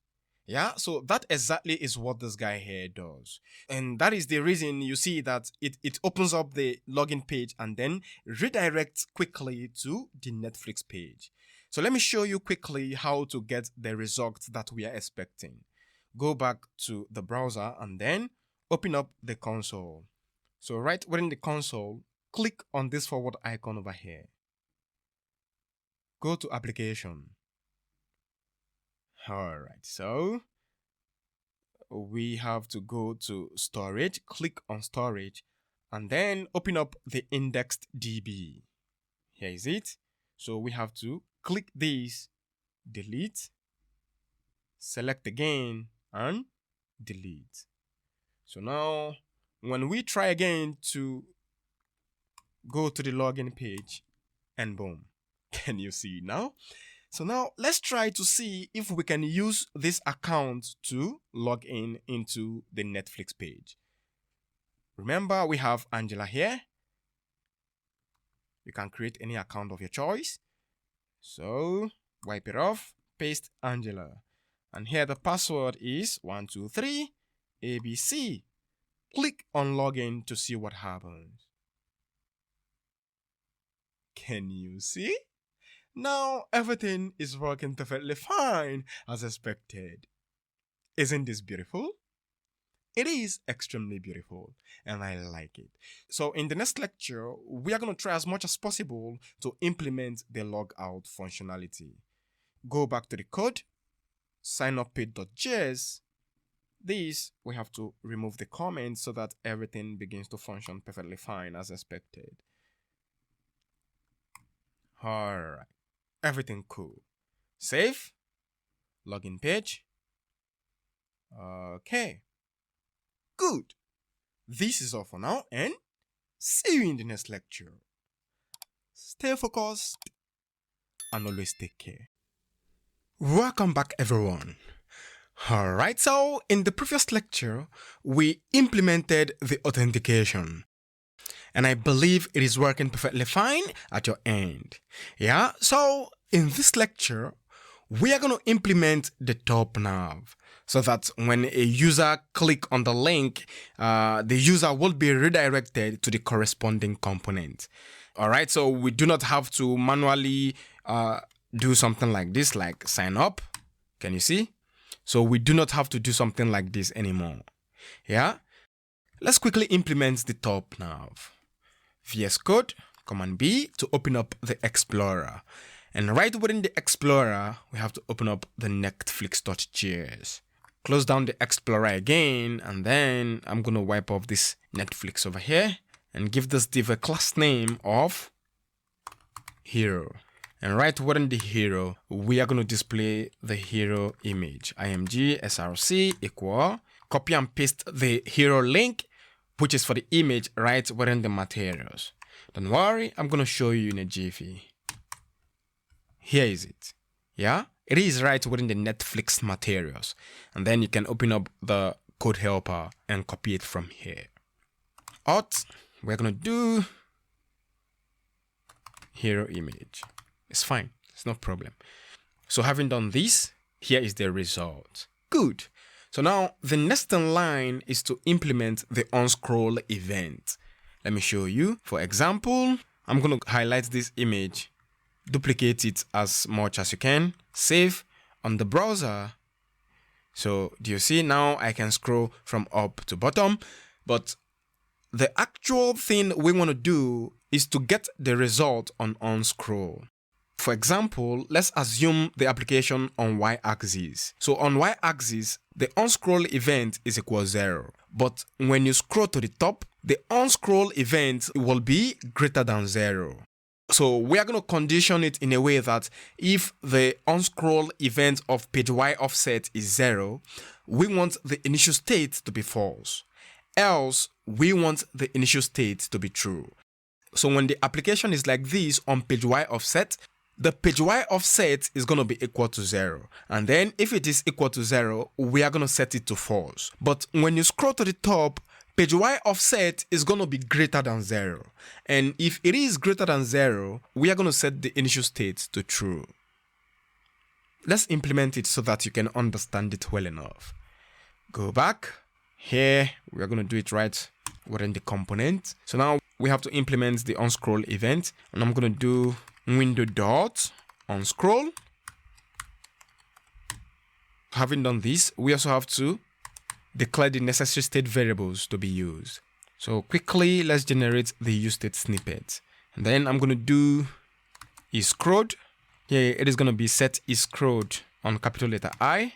So the initial state is going to be false because this will be equal to 0. So when the user opens up the application, the initial state of isScroll is going to be false because we haven't scrolled to the top or to the bottom.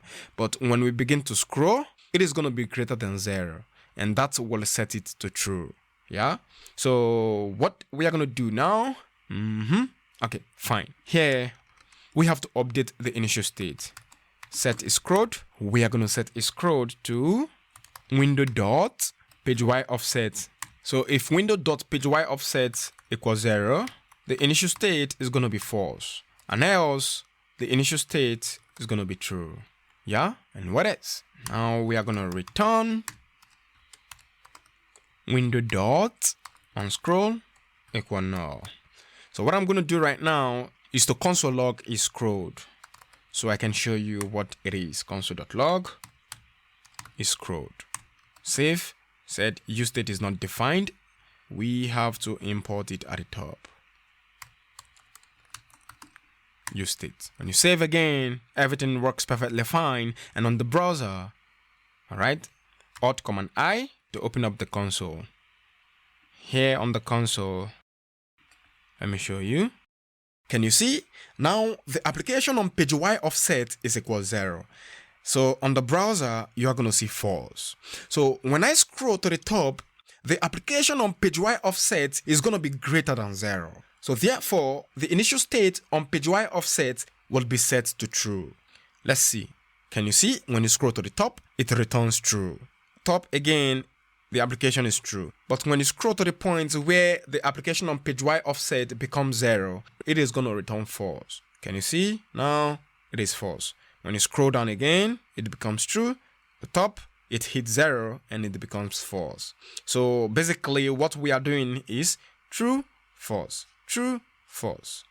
All right, beautiful. So this exactly is the intention in this lecture. In the next lecture, we will implement the top nav. All right, so in the previous lecture, we implemented the onScroll event. We were able to update the initial state from false to true, false to true. And I know that some of you are curious, right? You want to know why we did that. Don't worry, at the end of this lecture, you will definitely understand it well enough. Head on to VS Code and let's quickly implement the top nav. Right within the component, create a new file called topnav.js. RAFCE to generate the functional component. So let's quickly import the necessary stuff to be used. First, we are going to use the React icon. So I'm going to do npm install React-icons. While the installation is ongoing, we are going to import from here, import AI outline logout from React-icons / we have to suffix it with AI. And by the way, React icon installed successful. If you do not have it installed at your end, you just have to do that right now. Next is we have to import the styled from styled component.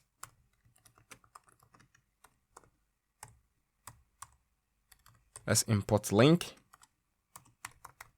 That is capital letter L from React-router DOM. Okay, now we are good to go.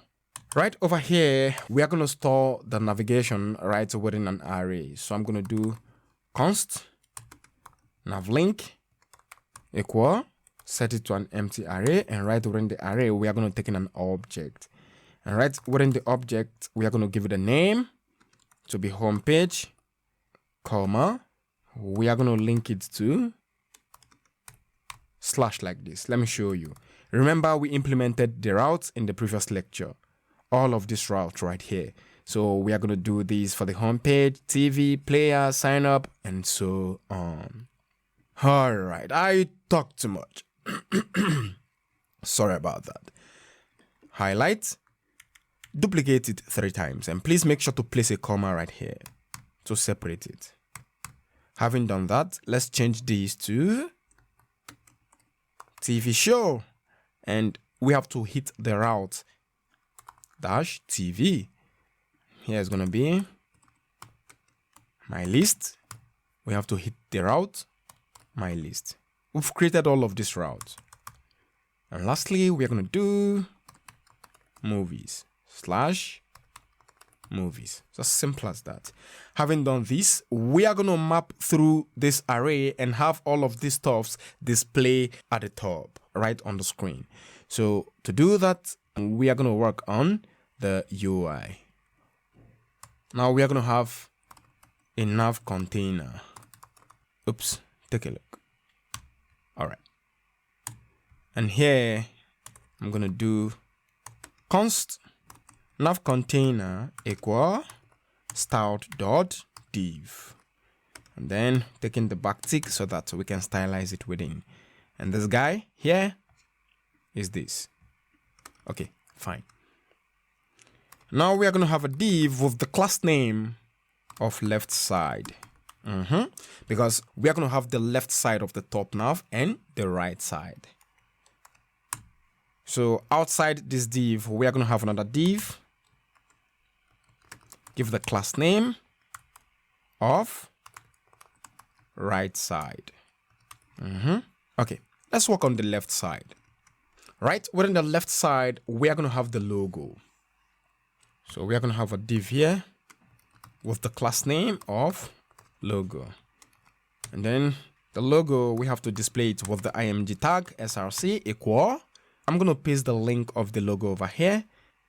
Close it up with the self-closing tag. And this link you can copy and paste from the materials directory. Here is it. Yeah. The auth equal logo. That's simple as that. And what is again? Okay. Now we have to map through these items, right? So this is the div with the class name of logo. Right outside the div with the class name of logo, we are going to have an unordered list. So we are going to have the UL. Let's give the class name of links. Right within, we are going to map through the stuff right here. I'm going to do nav link. Okay, I think we should make it a plural word, because it is good you name your array with a plural word, because it is a collection of datas with similar data types. So we have datas, not just a data. I understand we are not in English class right here, but it is good to be grammatically exact when you're doing stuff. All right. Navlinks.map. Okay. Another parenthesis, and then we are going to take in the curly bracket. Right within the curly bracket, we are going to destructure name, comma, and link. I'll show you in a jiffy. Scroll to the top, this name over here, and link. And then having done this, set it to our function, open and close curly bracket, and right within the curly bracket, we are going to return the UI. So here we are going to have an li tag. Oops. Li. For the key is going to be name. So right within the li tag, we are going to have the links. Right? So here we have to display the name of the links. When you save, let me show you. npm start. Make sure you're in the client's directory. And before we start it up, go to Netflix. Scroll up here. Let's see if we can render the top nav over here. And please do make sure to import it at the top. Okay, let's save the project. Come here, hit on the enter key to get it fire up. All right, I talk too much really. Nothing is shown on the screen. Why? All right, let's see what happens. Top nav. This is link. So we destructured name and link. So why is it not working? Okay, let's do something. Link equal. So we have to link it to specify the link like this. Save on the browser. Let's refresh. What is again? Let me see what happens here. All right, so let's check out the issue here. It says type error, style underscore component underscore webpack imported module. Default.div is not a function. Guys, take a look. It is indeed a typographical error. This should be .div. When you save and check out the browser, there it is. Everything is working perfectly fine now. Can you see? So here are the links. When you click on the TV show, it takes you down to the TV show page. Go back, my list, movies. Everything is working perfectly fine as expected. So now we have to stylize the component. So quickly, let's work on the right side div. And again, here is another typographical error. I don't know. So here it is late night. So please, you just have to pardon me just for this lecture. I'm going to do div like this. All right, it's fine. We all make mistake. And perhaps it is just a typographical error and not something too big. All right.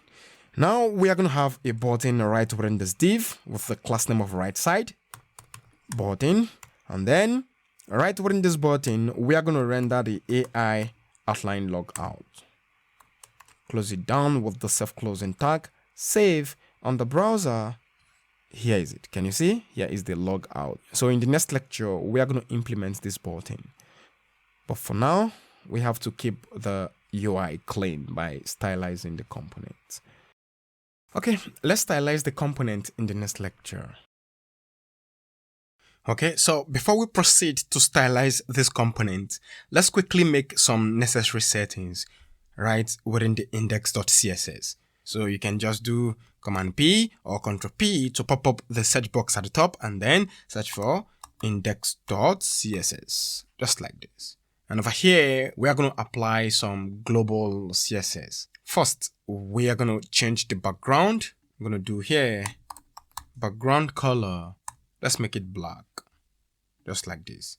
Having done this, here, we are going to do margin 0, padding 0. Box sizing is going to be border box. HTML. So here we are going to do overflow. Overflow on x-axis, we are going to make it hidden. And having done this, let me see. Good. Now the background is black and you cannot scroll to the right. You may not notice it, but I can assure you the overflow hidden works perfectly fine. And this is the necessary settings that we have to make globally. Welcome back, everyone. So let's quickly stylize the top nav component. Go back to VS Code. Now, before we proceed, we have to go back to the Netflix page. And over here, we implemented the window.onScroll listener. Yeah, so what we are going to do right now is to pass it as props down into the top nav. So it is quite easy to do that. So here I'm going to do isCrowd equal isCrowd. Now it is being passed as props down into the top nav. The next in line is to receive it right within the top nav component. And to do that, we just have to destructure it over here, isCrowd. It's as simple as that. Yeah, so having done that, so right now we would be able to get the information from here right within the top nav. So we are going to get if the state is true, false, true, or false. Good. Next, here, I'm going to do nav. Give this nav a class name, and this is going to be dynamically done. So we are going to have the backtick isCrowd, and you know that it is coming from here, right? Good. So if isCrowd is equal true, we are going to dynamically have a class called scrolled, and else we are going to have not scroll, just like this. Actually, the idea is for us to be able to stylize the top nav. Don't worry, you are going to understand it well enough when I'm done with it. Yeah. So next, I'm going to copy everything like this. Can you see? From lines 20 to 43. Move it within the nav. This guy right here. Can you see? Okay. All right. So now without further ado, let's begin to stylize the application. Now we are going to stylize not scroll dot not scroll. We are going to have it display flex dot scrolled.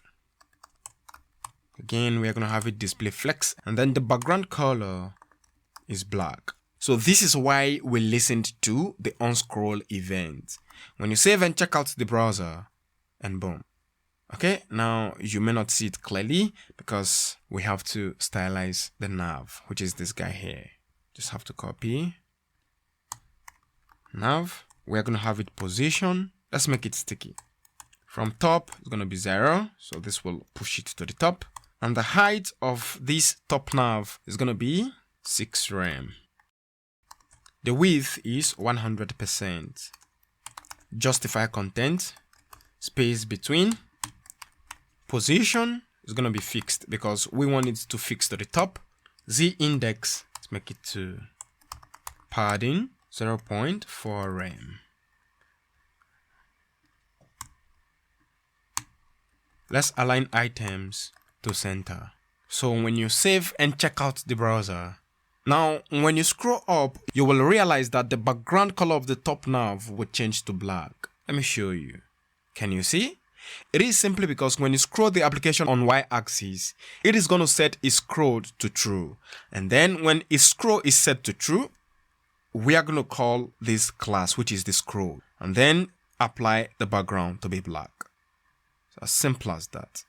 Now let's give it a transition so that you will have some sweet animation when you are scrolling.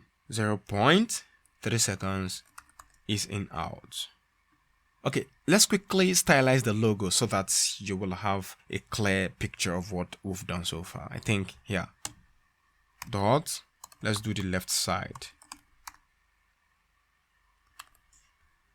I always advise to copy exactly what you have here so that you don't run into trouble unnecessarily. Left side. We are going to have it display flex and then align items to center. Let's give the space in between. I'm going to do gap 2 rem. Having done this, let's quickly stylize the logo. Dot logo. Then let's have it display flex again. Display flex. Justify content to center. Align items to center. Save the application. So now let's handle the image precisely. IMG. The width, let's make it 10 rem. Give the height 2 rem. Save the application. And this is what we have. Everything is well aligned.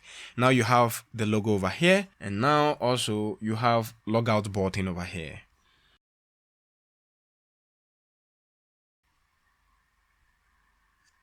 Command side here, and we are going to do dot links. We want to stylize these links over here. Do you see the way they appear right now? So we are going to have them display flex. Save and check it out. Can you see? Now we have home, TV show, and the rest of them. Let's beautify it.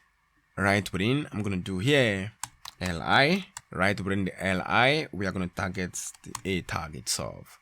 Give it a color of white. Save on the browser. Now you got it. Okay, it's fine. Everything cool. But another thing I want you to observe, you may not see it clearly, but it is showing on the screen. Now, what I want to do, because I want you to understand every bit of this code, highlight all of these images, you can place a comment on it. Don't do this at your end. Just watch me because it is for teaching purpose. Okay, you may not also see it as well. I'm going to go to the index.css. Just keep watching. Don't do anything. Highlight and place a comment on the background color. Come back. Good. So this is the dot that we do not want. And everything looks. Let me do it well enough. So here, place a comment on this again. Okay, fine. Can you see this dot over here? Dot, dot, dot.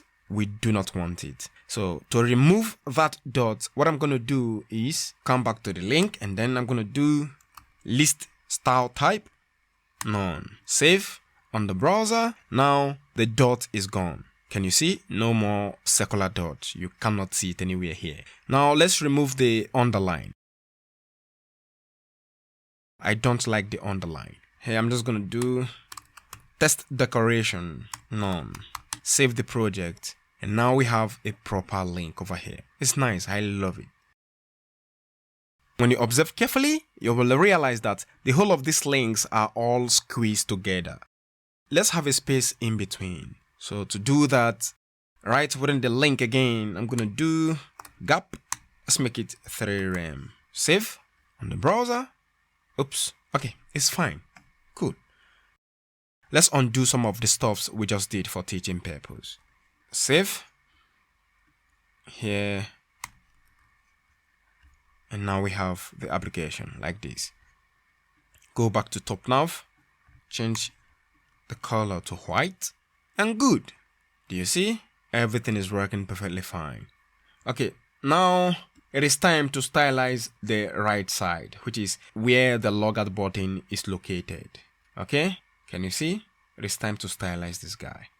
Now, what I'm going to do, we are going to close up the left side. Highlight this guy here. Make sure it is closing over here, like this. With this, we have closed down the left side. And now, let's begin the right side. Dot, scroll up.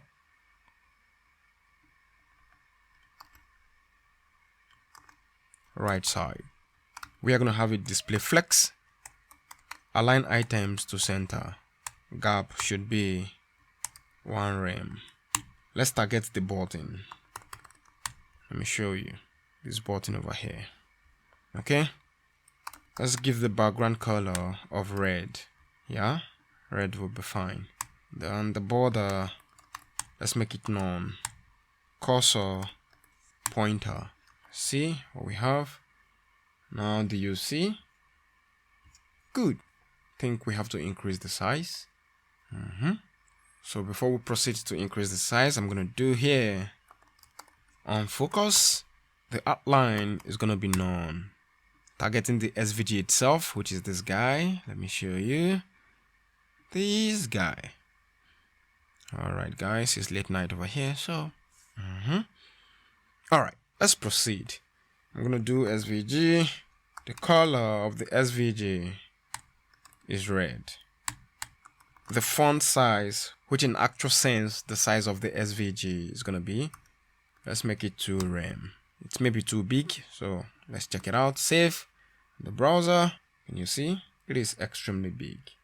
And let's change this to white and see what happens. Okay, save the application. And here, when you reload, can you see? Everything is fine. But one thing we do not want is this stuff over here. We want it to be a little bit circular. So here what I'm going to do, border radius, let's make it 50%. So when you do this, save the application on the browser. Now we have it look like this.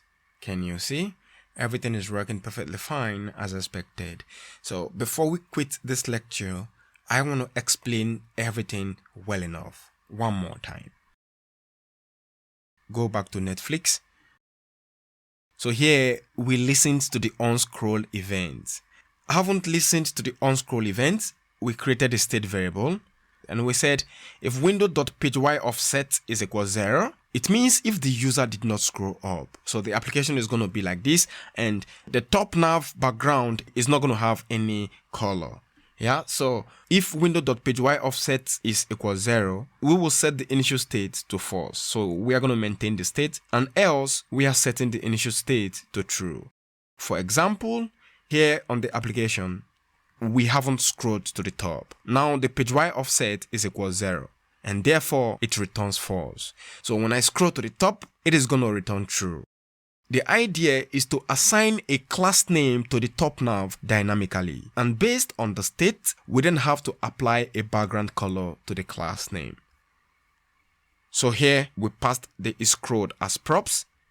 At the top nav, we received it over here. by destructuring it. Let me show you right here. Having done that, so here we have a class name, right here we have the nav, and here we did if is scroll is equal true, we are going to have a class name called scrolled. Yeah, and else if it is false, we are going to have a class name called not scroll. So if is scrolled is set to true, we want to stylize this class name and set the background to black. Let me show you.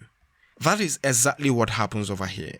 Now the background is black. So with this, when the user scrolls the application to the top, we are going to apply the black background to the top nav, like this.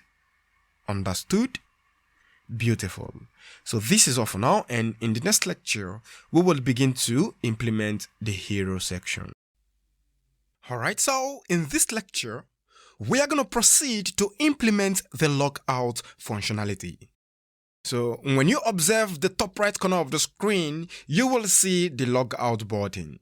So when the user click on this button, we should be able to log out of the application. Let's implement that quickly. Come back to VS Code.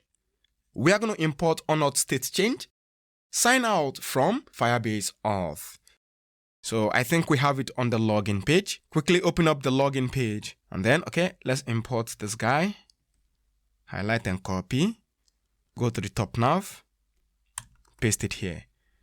What we want is on Auth state change. And as well, comma, sign out. Again, to the login page, we are going to copy the Firebase Auth that we created. Let's paste it here. And lastly, we are going to import use navigate. It's as simple as that.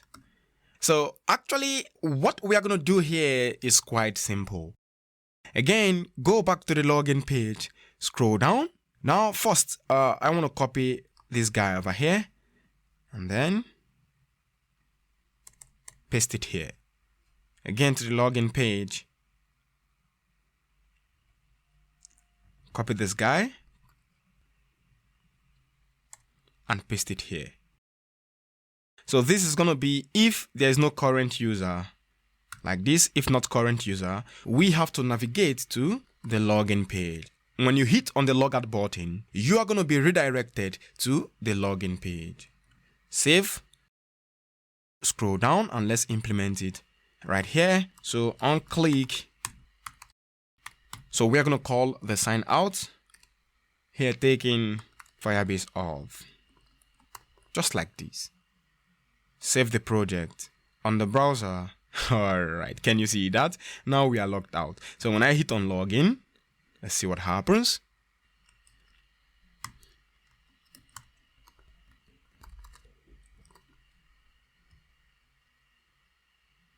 Alright, so now when I hit on the logout button, we will be logged out and the application will redirect us to the login page. Let's give it a try. Can you see that? Now we are in the login page. Everything is working perfectly fine as expected. And as well, if I want to log into the application, so I'm going to use my account, angela@gmail.com, 123, ABC, log in, and boom. Now we are here. So we have succeeded in setting up the authentications and everything is working perfectly fine as expected. So in the next lecture, we will continue with the hero page. See you in the next lecture. Welcome back everyone. In this lecture, we are going to design the hero component. Yeah, so at the end of this lecture, we will have a very beautiful looking design. Proceed to VS Code and let's continue. Quickly open up netflix.js. So right here, what I'm going to do is to delete some of these images because actually we did it to enable the website to scroll. Can you see? That exactly was the reason we rendered the images multiple times. But right now, wipe it off, save. On the browser, here is it. Can you see? Alright, now we may not be able to scroll again. Don't worry, no issues at all. So the first thing I'm going to do right here is to import styled from styled components. And right below, I'm going to do const hero container equal styled.div, and then the string interpolation. Open up the backtick. Okay, now we're done. What I'm going to do is to highlight and copy the hero container, go to the top. We want to wrap up the entire application within the hero container. Highlight, Command X to cut, move it in right here. Make sure to format the code and it looks clean. Let's continue. Now we have a div with the class name of hero. And within the div, we rendered the top nav and then pass is scrolled as props down into the top nav. And over here, we have the hero image. Okay. Now what I'm going to do right after the closing tag of the img, we are going to have another div. Give it a class name of container.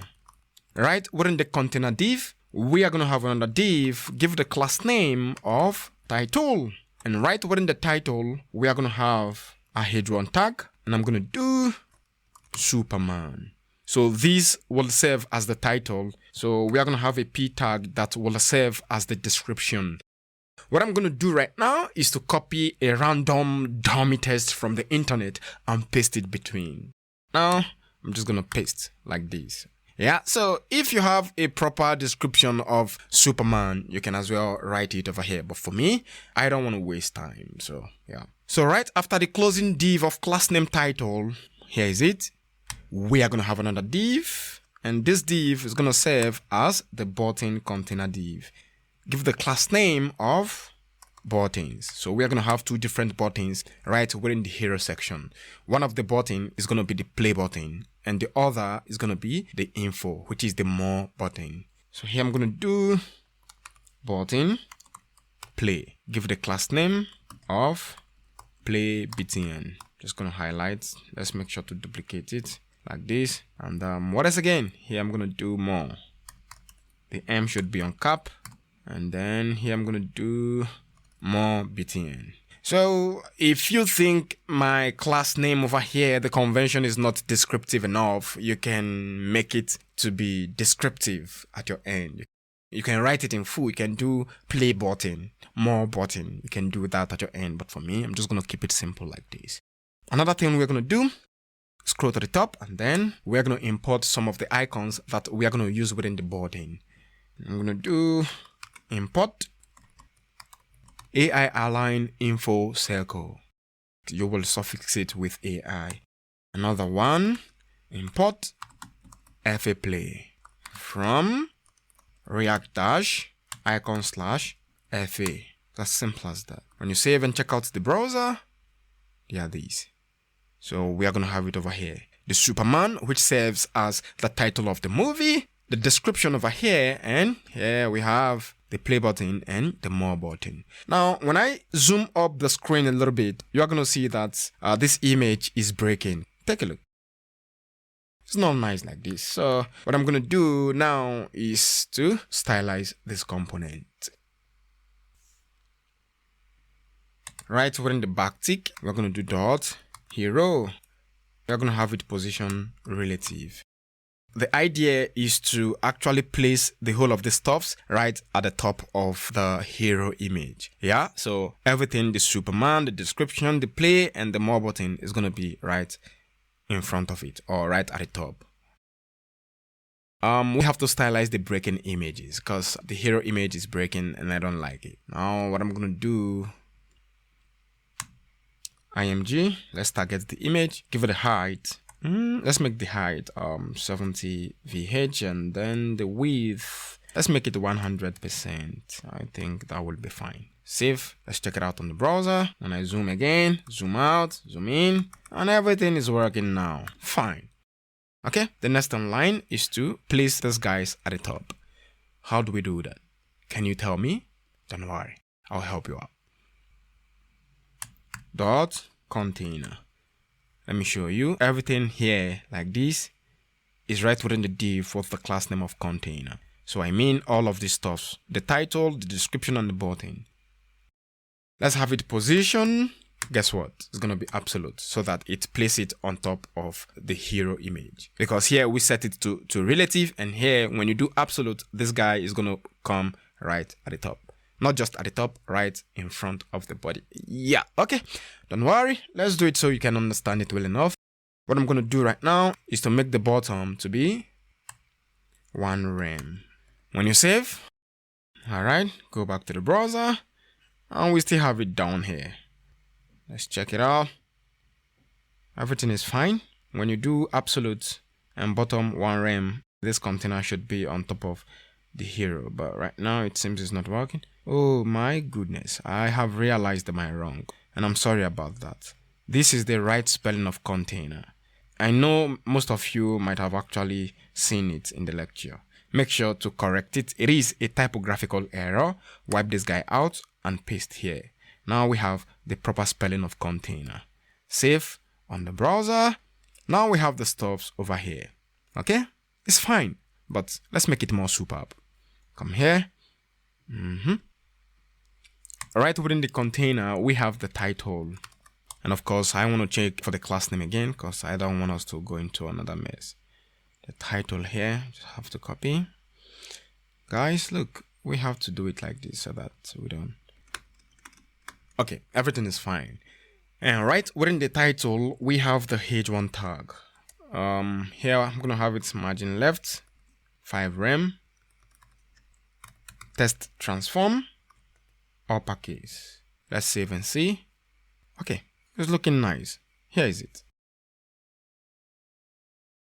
Let's give it a font size of 73 pixels. Alright, so for the background of the font, I'm just going to copy and paste from the code helper. You go check it out. You're going to see the hero background. Copy and paste this style over here. Save, and then let's see the outcome on the browser. Take a look. Can you see? Now we have this Superman over here. Looking good. I love it. Okay, let's quickly stylize the P tag. Margin bottom, -50 pixels. The width, 640 pixels. Margin left, let's maintain the margin left, which is 5 rem. Okay, the font family is no problem. Let's give it a font family of Legend Deca, comma, sans dash serif. Then just specify the color to be white. Now everything will appear nicely. It looks nice indeed. Okay, so the margin bottom should be 50 pixels and not -50 pixels. Can you see? Now it is at the top. Also, we have the buttons over here. Don't worry, we're going to bring it to the top right now. So right outside the title, we have another div. Let me show you the div here with the class name of buttons. Just going to copy this class name. Dot buttons, and then I'm going to do, let's have it display flex. Let's give it a margin of 5 rem. Give it a gap, 2 rem. Okay, it's fine. Okay, what else again do we have to do?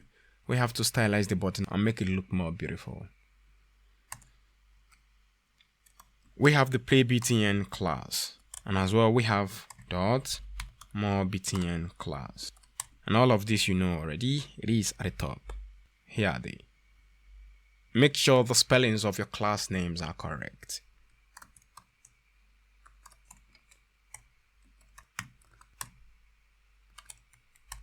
Let's justify content to center. The fonts within the button is going to be red. Let's give the border radius. Okay, let's make it 1 rem. This will actually make it a little bit curvy. Let's save and see. Okay, it's indeed going fine. Let's move further. The font size, 1.4 rem. The gap is 1 rem. Padding, 0.9 rem. Padding left, 2 rem. Padding right, 2.4 rem. Oops, guys, take a look. I don't know why this keeps happening. Okay, fixed. The border, we don't want the border, so I'm going to make it none. Let's see what we have for now. And it looks good. Zoom out.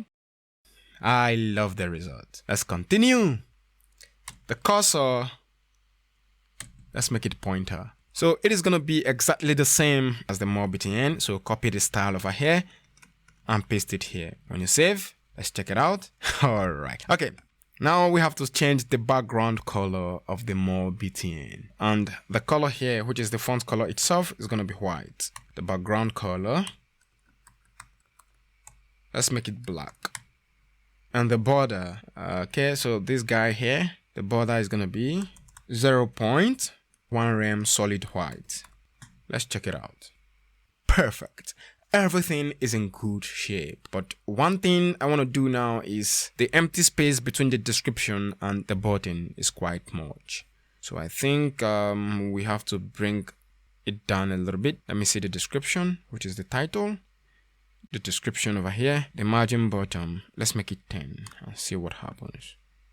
Okay, it did not work like that. Okay, we'll find a way to bring it down. So I'm going to make it -50. Guys, look, it seems the -50 will work this time. And it works. Everything cool. But one thing I want us to implement is to make the background to be a little bit dark, okay? So that the image, which is the hero image, will kind of... Okay, guys, let's implement it so that you will understand what I'm about to say. Come here. Okay, scroll to the top. And here we are going to do background color. Let's make it black. Having done that, right within the hero, I'm going to do dot background dash image. Don't worry, we are going to create this class right now. Copy, give the img a class name of background image. It's as simple as that. And then come back and let's stylize it. Here, let's see what happens over here. Filter, I'm going to do... So the brightness, let's make the brightness to be 40%. Let's hope this will work. Good. It worked. Perfectly fine. Exactly what I meant. You know, sometimes the outcome of your job gives the best explanation. This exactly was what my intention is. Come here. You may not even have to do this. Okay. Now we have succeeded in having a transparent background. This is classic. This is all for now, and in the next lecture, we will implement the play button so that when the user click on the play button, it is going to redirect you to the play component where the movie will begin to play. It is going to be interesting. Catch you up in the next lecture. Alright, so if you observe carefully, you will realize that we do not have a consistent margin. Let me show you. The content over here, which is the description, the title, and the buttons, the margin left is 5 rem. But when you observe the top, you will realize that the Netflix logo over here doesn't even have any margin here at the left. So what we are going to do is to also specify the margin left to be 5 rem so that it starts from the same line, so to say. Now go back to VS Code and then open up top now like this. And have to scroll down to where we have the left side. Left side, where are you? Alright, here is it. The gap 2 rem. Margin left. Let's make it 5 rem. Can you see? Now everything is in line. If you observe the top right corner of the screen, you will realize that the logout button is almost going outside the screen. And I don't like it. So come here, we are going to look for the right side. Right side, where are you? And here is it. Margin right. Let's make it 1 rem and see. Save. Beautiful. Now we have a very nice looking and matured design. It's nice like this. Let's proceed to the next lecture where we will design the movie player component. Alright, so in this lecture, we are going to create the movie player component. But before we proceed, we have to implement the on-click for this button, which is the play button. So when the user click on the play button, he or she will be redirected to the movie player. Go back to VS Code, Netflix, and we have to import use navigate. Where do we do that now? Okay, look at this, the top nav. I'm going to cut it off, come here, and paste it. So this would be kind of the import we have from the library, and this will be the import from our own components. Yeah. So here I'm going to do import use navigate from React Router DOM. So here we have to initialize it. I'm going to do const navigate equal use navigate.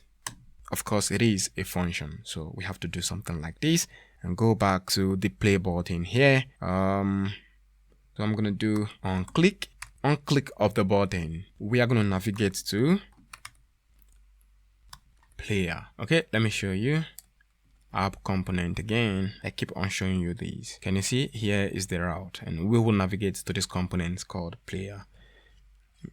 Command B and pages, player. This is the player page. Save on the browser. Let's click on this button and boom, we are here right within the player page. Can you see the player at the top? Good. Close this down, then close down the top nav. We will be left with the player.js. So what we are going to do here within the player component, we're going to have play container. And again, make sure the spelling of the container is correct this time around. Okay, let's import styled from styled components. And this player container const player container equal styled dot div, and then the backtick. All right, we will be fine, definitely. Have a div here, give the class name of player. Right within the player div, another div with the class name of back arrow. Right within the back arrow, we are going to render the BS arrow left. And this icon BS arrow left is coming from the React icon. Import BS arrow left from React-icons. And of course, we are going to suffix it with BS arrow left. Is that correct? Okay, it's fine. Now I'm going to do BS arrow left. Render the icon over here, and then let's specify the on click. When the user click on this icon, what happens? We want to navigate back to the Netflix page. So on click, for now I'm going to do navigate. I'm going to do -1 over here. And what else? Let's close it down with the self-closing tag. So now we have to import use navigate and initialize it. Let's go back to Netflix page and copy it there. I'm going to copy use navigate from here. Come here. Paste it again here, copy the initialization and paste it here. Everything cool. So right after the closing div of class name back arrow, we are going to have here within this div with the class name of player. Oops, take a look. This should be player, please. We are going to have the video tag, video src. So let's copy the trailer from the code helper.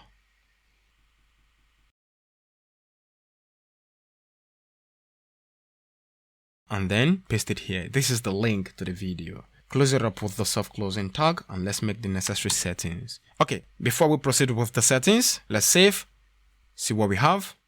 Let's refresh. Can you see? We have the video over here.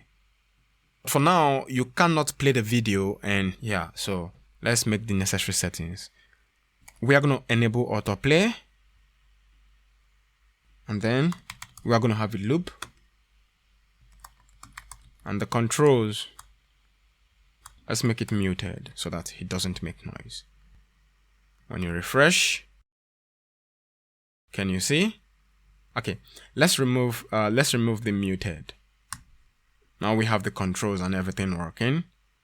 Take a look. Oh yes. Do you see that?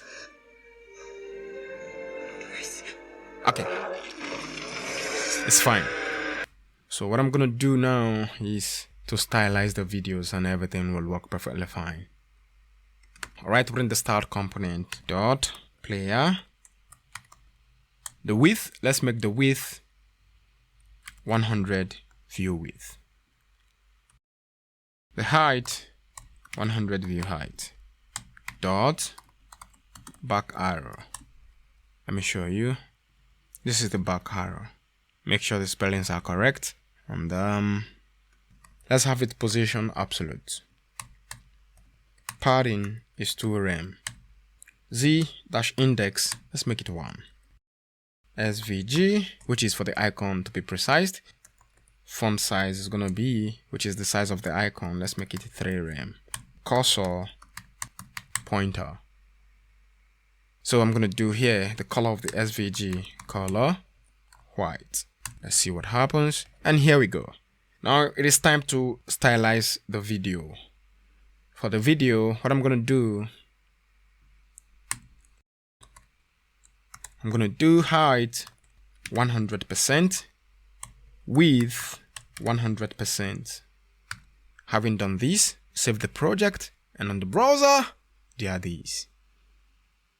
Let's click on the back button. Everything is working perfectly fine. Alright, let's entertain ourselves. Okay, it's fine. Thank you very much, and this is all for now. In the next lecture, we will begin to design the cards so that you will have the movie display over here. It is going to be so interesting. See you in the next lecture. Welcome back, everyone. In this lecture, we are going to design the card component so that when the user hovers on the card, the movie trailer will appear, and as well the rest of the information such as the like button, the dislike button, and the add to favorite button. So without further ado, let's get started. Go back to VS Code, Command B to open up the Explorer. So right within the component, we are going to create a new file called card.js, REFCE, which is RefC, to generate the arrow functional component. Close down the Explorer. And again, Command P, we are going to search for Netflix so that we render this component, which is the card component, right within the Netflix page. Come here. So we are going to render the card component over here. When I do this, the card component will be imported at the top for me automatically. Scroll to the top. So you see it is here. Okay. So do make sure to import the card component at the top. Come here, save. So we are going to make the necessary imports, such as at the top, we are going to import the useStateHook. And of course, hope you know that the useStateHook is a function. So we definitely have to invoke it when we want to make use of it. We also have to import useNavigate from React Router DOM. And again, we have to import styled from styled components. Having done this, let's import the necessary icons to be used, such as the like icon, dislike, and many more. Don't worry, I have prepared the icons already. So what we are going to do is to copy and paste right within the code helper. And they are these. So highlight and copy the icons here within the code helper. Come to the top and paste. It's as simple as that. So the IO play circle sharp is coming from React icons, and we suffixed it with this. So all of the icons are actually coming from React icons. Nothing to worry about. So having done this, let's declare the necessary state variables to be used. First, we are going to do const onHovered, comma, set onHovered. Then we are going to do equal useState. Of course, it is a function, and this is going to be a Boolean operation. So the initial state is going to be false. Yeah. Having done this, what else again? We also have to initialize the useNavigate here. So come here. I'm going to do const navigate equal useNavigate. It's as simple as that. Having done this, let's proceed with the design. Come here. We're going to have const card container equal styled.div. Then right within the backtick, that exactly is where the style would take place. Copy the card container, and then we are going to wrap up the entire application with the card container. Open up the tag and then paste. Close down the tag like this. Highlight this guy, move it in. It's as simple as that. All right. What we have to do now, let's wipe this off. Right within, we are going to display the poster. Okay. So what I'm going to do is img src equal. Let me show you the link to the poster image. Here is it. highlight and copy, come here, paste, close it up with the self-closing tag, and within the tag, let's do the necessary settings like the auth. Let's make the auth to be movie poster. So if the image did not display, this will be the alternative. Then over here, we are going to specify the on click.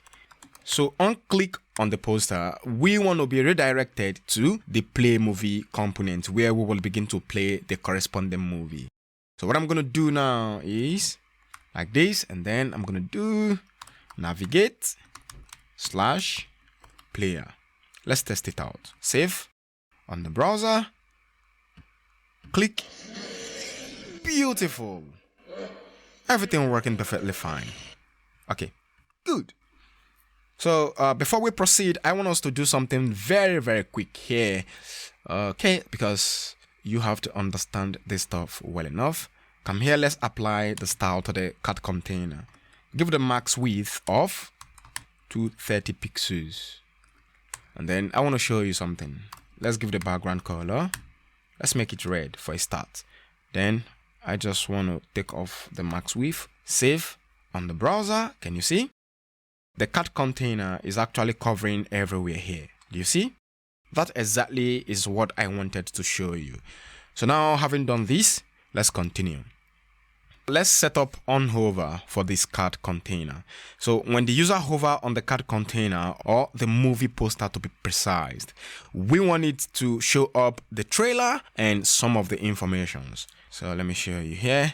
What we are going to do now is like this. We are going to do on mouse enter. What we are going to do is to update the initial state, and the initial state over here is false. So we have to call the setter function to update the initial state. And of course, this is exactly how to do that. Then set it to false. Now what I'm going to do, we have to implement it right after the closing img tag. We're going to do if onHovered is equal true and we want to show the hovered information, else do nothing. So here, if onHovered is equal true, we just have to copy this img tag again, highlight, copy and paste it here. Make sure to format the code to make it look clean a little bit. So for example's sake, I just have to save, go back to the browser, hover on it, nothing happens. It is simply because on mouse enter, we need to update the initial state to be true and not false. So do it like this. Okay, so when the user places a mouse on the movie poster, we have to update the initial state to true. And then here we are calling the setter function already to update the initial state, which is false. We will update it to true. And then the hover effect, which is this image, will show up. And again, having done this, we are going to do on mouse sleeve so that when the user removes the mouse, on mouse sleeve equal, we also have to update the initial state to false on mouse sleeve. So copy everything right here and paste. Let's update it to false. So having done this, let's check it out. When you hover, you see this guy over here, and when you take off the mouse, it disappears. On mouse enter, you see the hover effect. On mouse sleeve, it goes back to normal. Also, on mouse hover, we want to show the corresponding movie trailer of the poster. So here we are going to have a video, and then go to player.js, highlight the video, copy, come here. After the closing tag of the img, paste it here. Shows error, and I don't know why. Okay, don't worry. This is simply because we have to wrap it up in a parent container.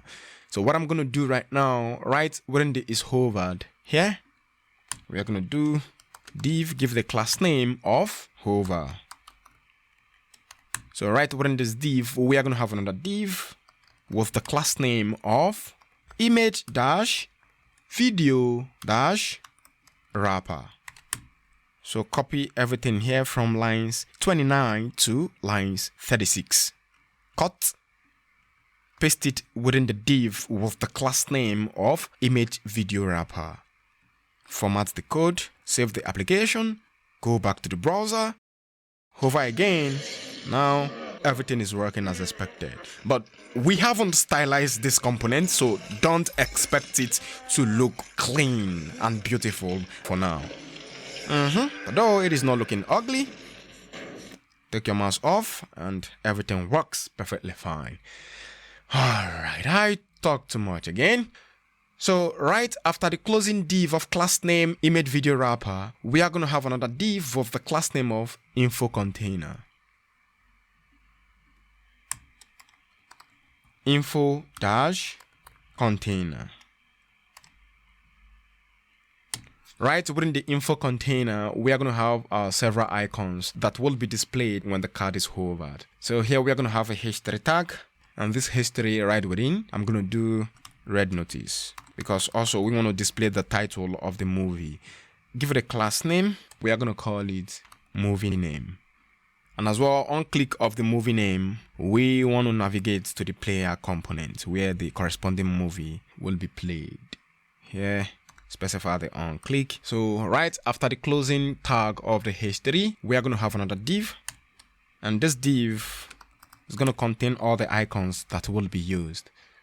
So I'm going to call this div icons. Right within the div of the class name of icons, we are going to have another div, give the class name of controls, because we are going to have several controls icon there. Now we are going to render the first icon. IO play circle sharp. Close it up with the self-closing tag. Right within, give it a title of play. And as well, on click of this icon, we want to be redirected to the movie player component. Right after the closing IO play circle sharp, we are going to have another one, ROI thumbs up fill for the like button. And I'm going to give the title of like. Highlight, duplicate it, and then here is going to be ROI thumbs down fill. And this is going to be dislike. The user can either like the movie or dislike. Another one, here we're going to have BS check. Give it a title of remove from list. AI outlined plus. Give it a title of add to my list. So having done that, right after the closing div of class name controls, we are going to have another div with the class name of, close it down, let's give it a class name, info.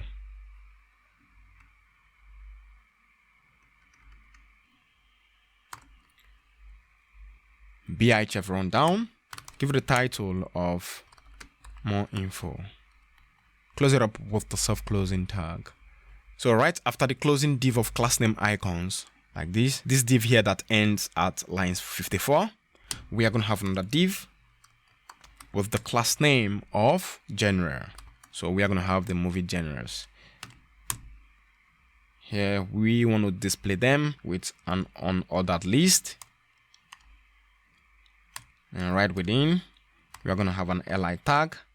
So here I'm going to do action. So you can just, because this is going to come dynamically, yeah, so we can just have this stuff over here like this. When you save the application, let's check out what we have on the browser. Okay, let's hover. Can you see all of these stuffs right here? Take a look. The play, the like, dislike, add and remove. We have a whole lot of stuffs over here. Alright, so this is what we have for now. I deeply understand that it is not looking beautiful, but I can assure you it is not looking ugly either. So don't worry, in the next lecture, we will begin to stylize this component. Alright guys, so let's quickly stylize the card component. Go back to VS Code, scroll down, and here we are going to remove this comment. So we are going to give it a max width of 230 pixels. When you save and check out the browser, and there are these. Now can you see the image is quite bigger, but don't worry, we are going to fix that. And then the width itself, 230 pixels. Let's give it a height of 100%. The cursor is going to be pointer. Let's have it position relative. So now we want to target the IMG right within. So I'm going to do IMG. Let's give the border radius 0.2 rem. Oh my goodness. This guy I don't know why. The width 100%. The height 100%. Z index, let's make it 10. And when you save, check out the browser. Do you see? Looks good like this. The poster is actually very small, but it's fine. It's no problem. Let's continue. Now let's begin to work on the hover. So on hover, dot hover. When the user places a mouse on the movie poster like this, can you see? All of the stuffs are not in line. So we have to put everything in place so that it appears nicely. First, we are going to have the Z index to be 99. Let's give the height of max content. The width is going to be 20 rem. Okay, the position is absolute. But now we do not want to directly place it on top. Let me show you. Save the application. Go back to browser.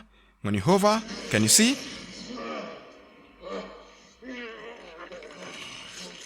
You see?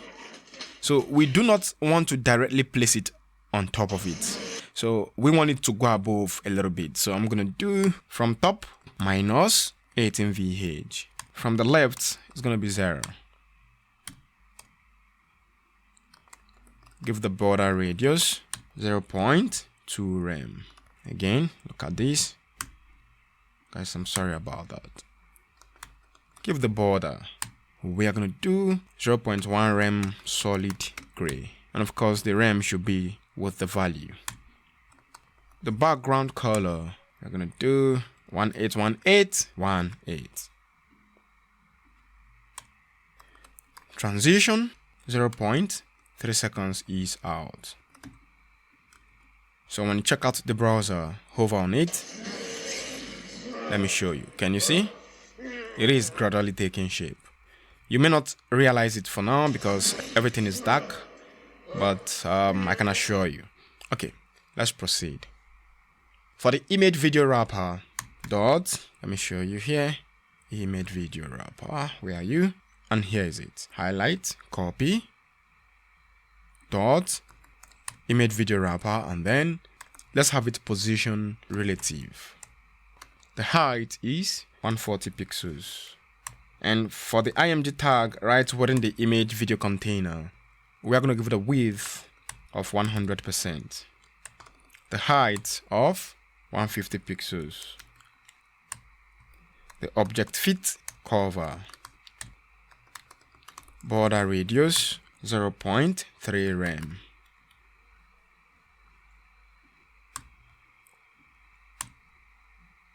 From top 0. The Z index, it is going to be 4 here. And then let's have it position absolute. Okay, for the video, right within the hover,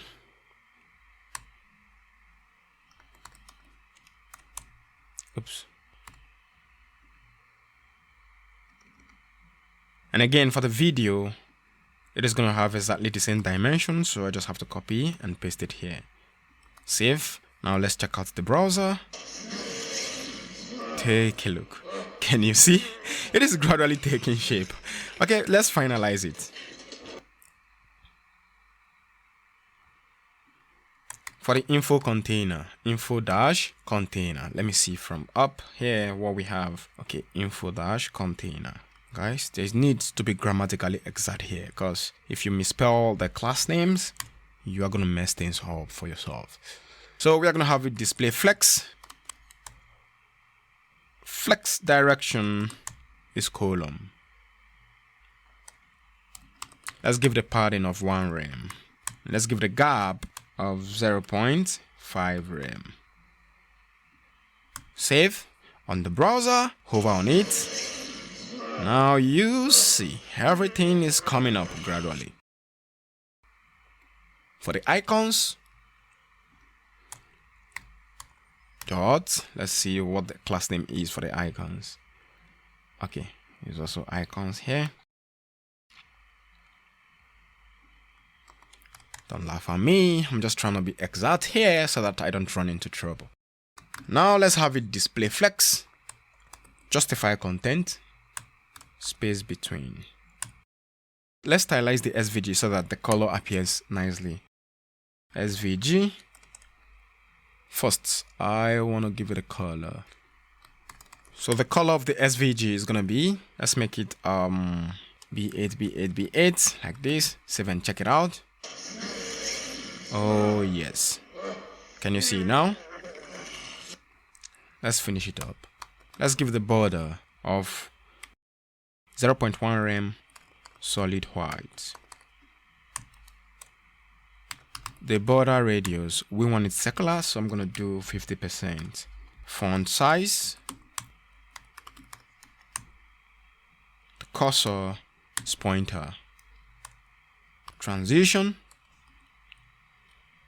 It's gonna have it 0.3 seconds is out, or is in and out, so to say. Look at this. Save and see what we have. Take a look. Can you see? Okay, so we can actually change the color of the SVG to white. I think that will be more better. Yeah, it's better off like this. So let's make the on hover. Now, when you hover on the SVG, the color is gonna be this. Let's try it out. Take a look. Can you see? It's fine like this. It's fine. So if you observe carefully, you will realize that there is no space between the SVG icons. So what I'm going to do is right within the icons here, we are going to stylize the control. Dot controls. Let's have it display flex. Then let's give it a gap of 1 rem. Save the application. Now take a look. Do you see? I think the gap of 1 rem is actually too much for that. Let's make it 0.5 rem. Cool. This is fine. Better enough. Okay, so before we proceed, I want to show you something here. You see this icon? Let me show you. Div with the class name of icons. This is the div right here. It ends here. So it wraps up the controls and all the SVG. So here what I'm gonna do, this is the icons. It wraps up all the SVG. So I'm gonna cut from here, paste here so that it closes it down entirely. So right after this, we are gonna have dot general. Let's have it display flex. The unordered list. Also have it display flex. The gap, let's make it 1 rem. The li, pattern right is going to be 0.7 rem. So I'm going to do here on first of type. We're going to do list start type equal null. So we want to remove the dots and all of the stuffs. So list style type is going to be none. When you save on the browser, okay guys, it seems all of the styles is not affecting the genre. So let's see something at the top. This is genre. You see, that is exactly why I keep checking it, because sometimes it could be wrong. So let's make this generous like this. Yeah, save. Now everything will work fine. Take a look. Let's give it a color here.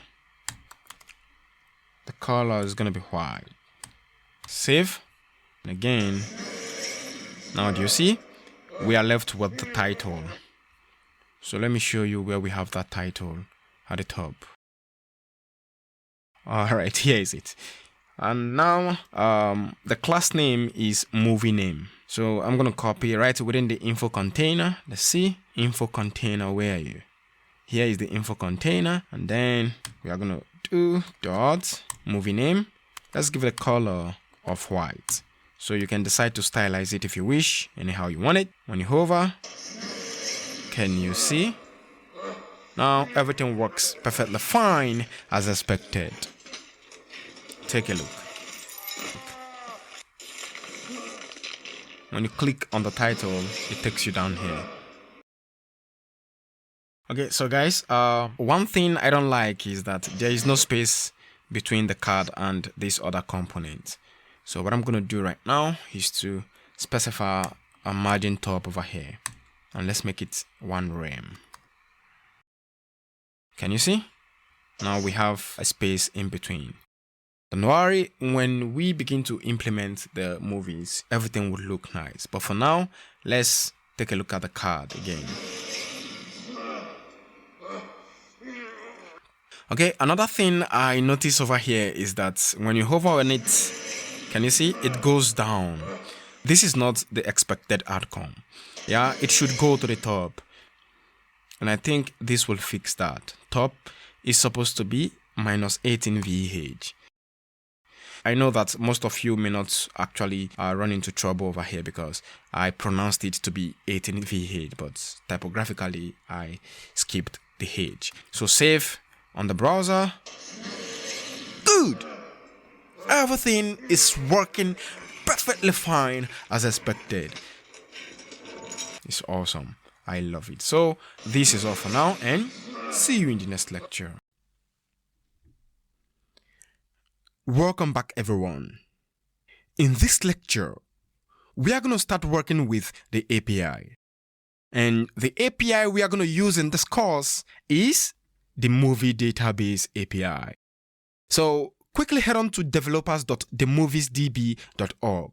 And then right here within the introduction, zoom up and let me show you. You have to click on the API link. Click. And then when you do that, a new tab will be opened. At the top right corner of the screen, you will see the Join TMDB. Okay, so click to join. Right here, what you are going to do is to key in your credentials. So my username is going to be Edubaba. My password, of course, I'm not going to tell you what it is, so you can do your own thing at your end. Make sure your password is correct. My email, I'm going to do, okay, let's do ehizeextech@gmail.com. Then I'm going to sign up. Right now, a confirmation email have been sent to me. So what I'm going to do is to open up my Gmail account, and then here is it. I have to click on this button over here to activate my account.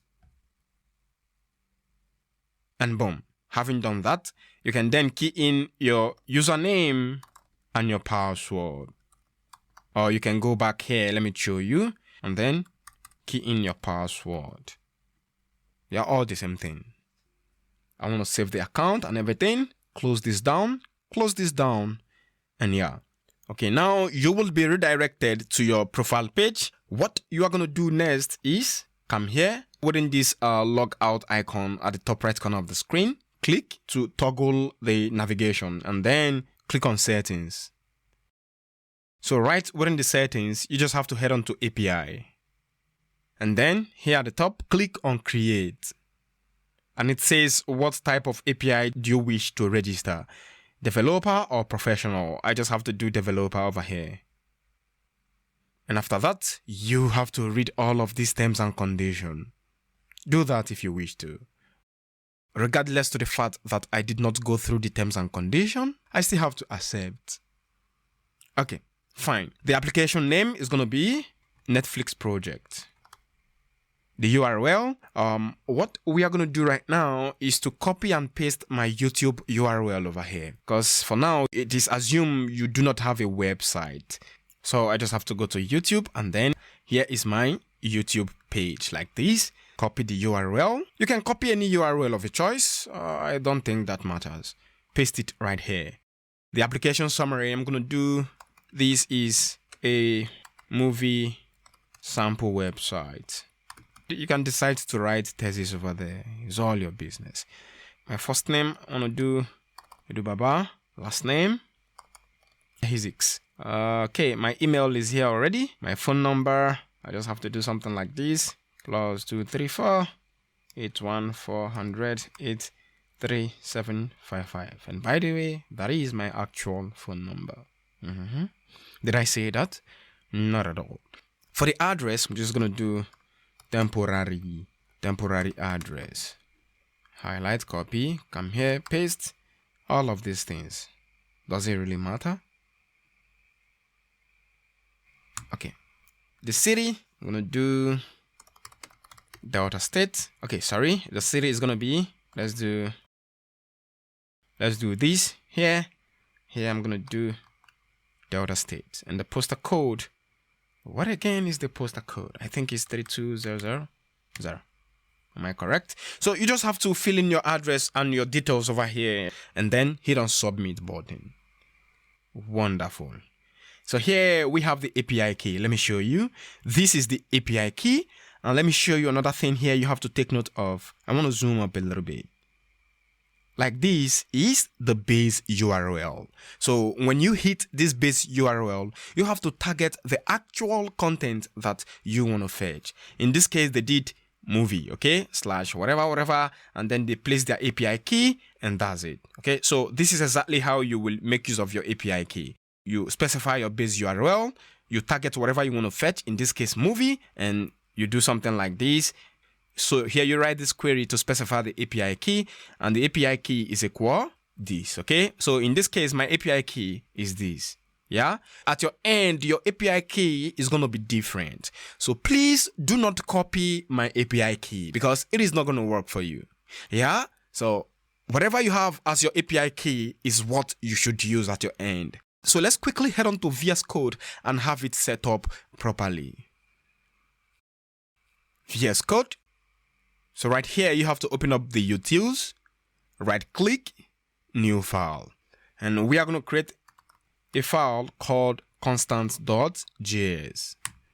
Right within the constant.js, we are going to configure the base URL and the API key. So what I'm going to do is export const my_API_key is going to be equal to, let me show you, open up the double quotes, and right within the double quotes, go back, make sure to highlight this guy over here, right click, copy. So this is my API key. Please again, make sure to copy and paste your own API key at your end. Come here and paste it within the quotes like this.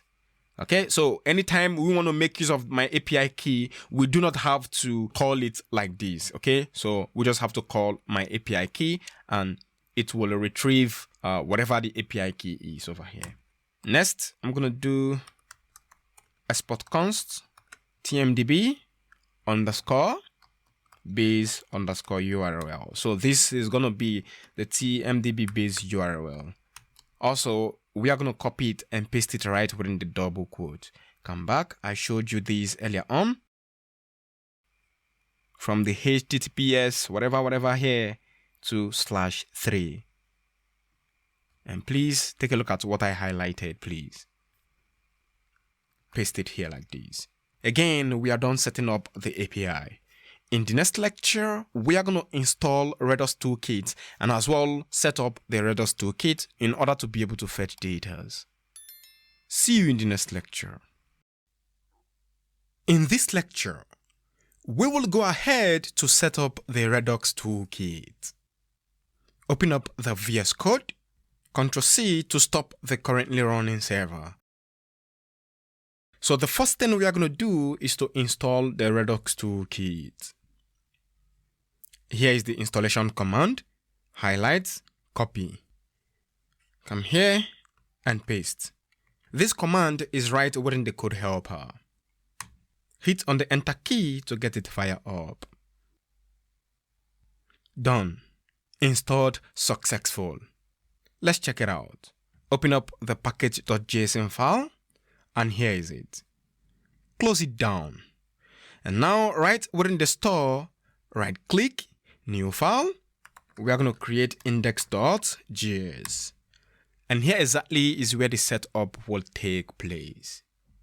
So first we have to import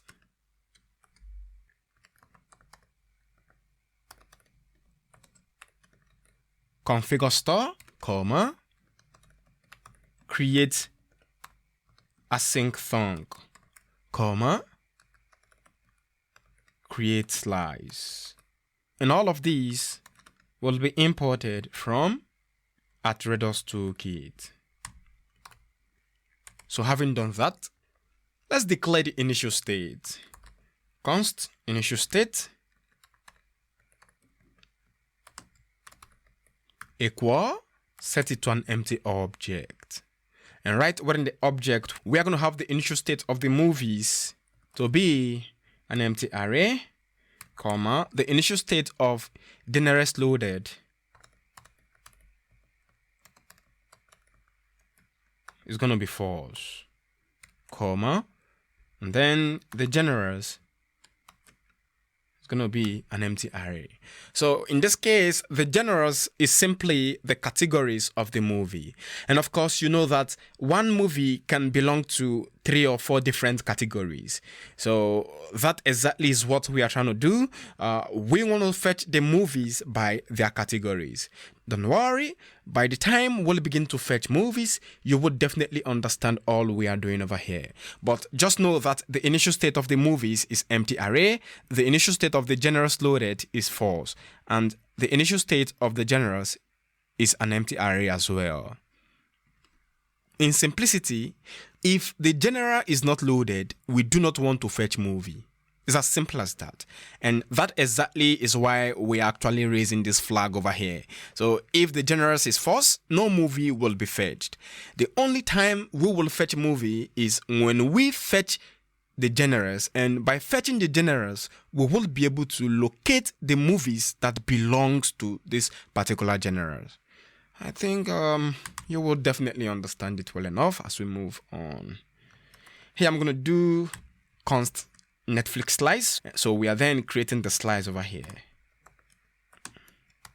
Netflix slice equal create slice. Open and close parentheses, open and close curly bracket. And within the curly bracket, we are going to have the name to be Netflix, comma, the initial state, and then we have to take in the extra reducers, and then pass in the builder, set the builder to an empty object. We'll get back to that in a jiffy. Having done this, lastly, we have to export const store equal configure store. So all the states will be stored here. And here we're going to have a reducer.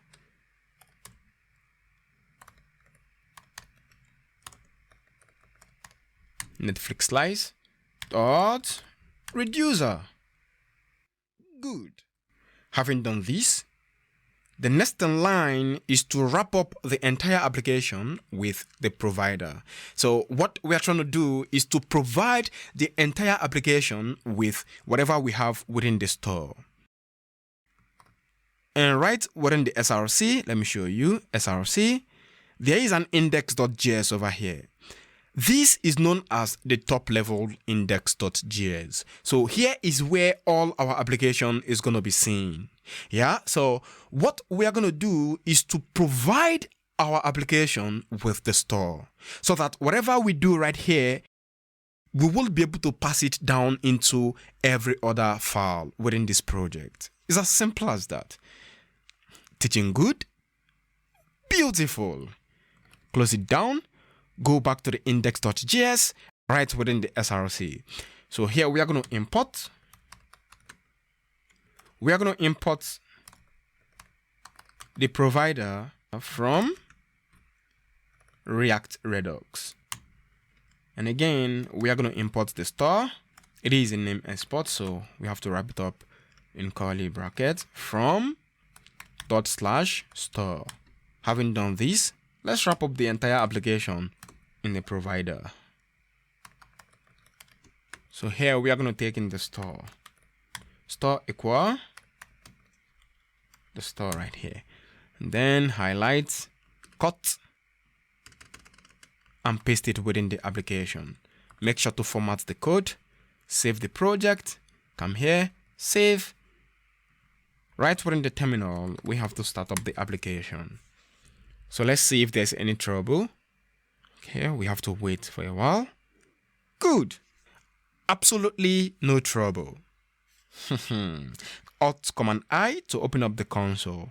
And here you will see that there is no trouble right within the console. Can you see? Everything is working out good. Okay, so we are done with the setup and installation of ReduxToolkit. And in the next lecture, we will begin to fetch data from the TMDB API endpoint. This is all for now. Make sure to ask questions if you are confused. See you in the next lecture. In this lecture, we are going to fetch the movie genres from TMDB API. So make sure to put on your seatbelt, get your coffee beside you, and let's get started. Right within the index.js, let me show you. Okay, it is good we close down, not this guy, we are done with this. Right within the store, index.js. Let me zoom out a little bit. So the first thing we are going to do right here is to install Axios. Ctrl+C to stop the currently running server. And I'm going to do node package manager, install Axios. While the installation is ongoing, come to the top. We also have to import my_API key from utis/constants. And as well, we need to make use of the base URL. Base URL. All of these I explained in the previous lecture when we created our account for the TMDB. Axios installed successful. The next in line is to fetch the genres. So right below the initial state, I'm going to do here, I'm going to do export const get genre. Get genres equal create async tonk, open and close parentheses, and right here I'm going to do Netflix/genres, comma, then we have to take in the async function, async, and of course this is going to return a promise. So here we are going to await. I'm going to do await Axios dot get. So what are we going to get? We are going to get the movie genres. And to do that, first we have to hit the base URL and then /genre/movie/list. And then we have to specify the API key. Let me show you quickly. Taking the backtick, the $sign, open and close curly bracket, and I'm going to do TMDB base URL outside the curly bracket /genre/movie/list. And then we'll have a query here which will be used to assign the API. So I'm going to do API_key equal whatever the API key is, and I'm going to do my API key. It's as simple as that. And all of these, we are going to assign it to a variable. I'm going to do const data, set it to genres, and then assign it like this. It's as simple as that. Can you see? Good. Okay, so now we are going to return genres.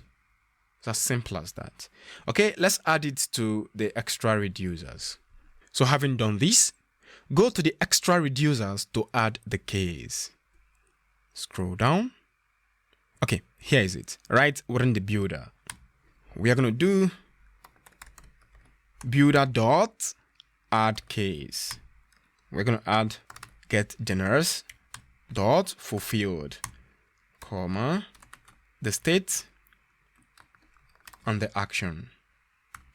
Open and close curly bracket, and right within, we are going to do state dot genres, which is equal to action dot payload. The payload is going to be the actual data.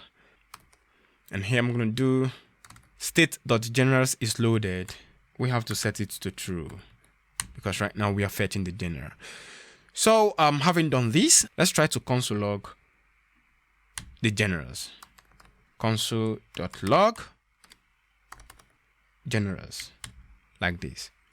With this, open up the Netflix page, and at the top we have to import use dispatch. For something to happen, we have to dispatch an action. Don't worry, let's do that so I can show you what I mean by that. Import use dispatch from React Redux. So right here, I'm going to do const dispatch equal use dispatch. And right within the use effect, we have to dispatch the action. Scroll to the top and let's import the use effect at the top. Use effect from React hook. And here we have to invoke it. And of course, you know that the use effect takes in two parameters. One is the function and the other is the dependency array. Comma, the dependency array here. So right within, we are going to dispatch. What action do we have to dispatch here? We want to dispatch this guy over here, which is the get general, so that we will be able to fetch the data. So go to netflix.js, and we are going to dispatch get generals. Of course, get general is a function, and please do make sure to import it at the top like this. So having done this, come back to the terminal. Let's start the application one more time to see what we have on the console. Let's hope everything will be fine.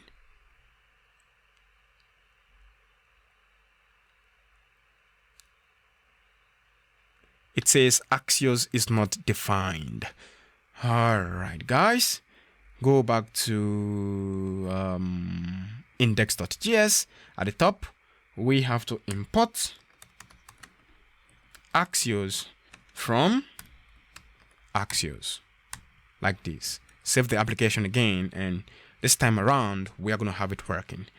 Alt Command I to open up the console. And right within the console, you already see an array over there. Open up the array, and we have the movie genres. Here you have the action, adventure, animation, comedy, documentary, drama, family, fantasy, and a lot more. So guys, this is extremely fantastic and I love it. Now we have succeeded in fetching the movie genres. Isn't this beautiful? I love it. So in the next lecture, we will proceed to fetch the movies itself based on the movie genres. So we have to fetch movies based on its category. It's as simple as that. See you in the next lecture. Welcome back, everyone. In the previous lecture, we were able to fetch the movie genres from the TMDB API endpoint. And they are these. Yeah, so in this lecture, we will go ahead to fetch the movies from the API endpoint. Quickly head on to VS Code and let's proceed. Before we go ahead to fetch the movies, there are some certain conditions that we have to keep in mind. And as a matter of fact, we have to state these conditions. So we do not just want to fetch all kinds of movies. The only kind of movie that we want to fetch are the movies with the backdrop path, which entails the movies with the poster image. So if the movie do not have a poster image, we do not want to fetch that movie. And as well, before we can fetch any movie, we have to make sure that the movie genre is available. So if the movie genre is not loaded, we do not want to fetch that movie. Yeah, so let's quickly implement it with code. Okay, before we proceed, I think we have to place a comment on this console log so that it doesn't disturb. Oh, beautiful. Now the console is empty. Come here. So we are going to have const array of movie data equal. Now here we are going to take in some parameters. Array, comma, movies array, comma, genres. Set it to an arrow function. Okay, fine. So we are going to for each the movie over here. Array dot for each. Now we are going to have an array of movie here. Const movies array. Set it to an empty array like this. So now movie dot genre underscore IDs dot for each. And then here we are going to take in general. Again, set it to an arrow function. Open and close curly bracket. Const name equal genres dot find. So what we are doing over here is to search for the genres with their ID. So if the genres exist, we have to extract the name of the genre and then push it into our array. It's as simple as that. Open and close parentheses, and right within the parentheses, open and close curly bracket, take in the ID, and then outside the parentheses, ID, we're going to do ID equal genre. And then here we have to write the condition. So when we find the genres by ID, all we have to do is to extract the name and push the name into this movies array. Okay, so I want to change the name of this movies array to something more readable. And I'm going to do movies genre. I think that will be more readable. Movies genre. Okay, something like this. So if we find the genres, what we have to do is movies genres dot push. We have to push the name into the array. And I'm going to do name dot name. It's as simple as that. So having done this, the next in line is to check if the movie is got a backdrop path, which is if the movie has a movie poster or movie image. So we are going to have the condition over here.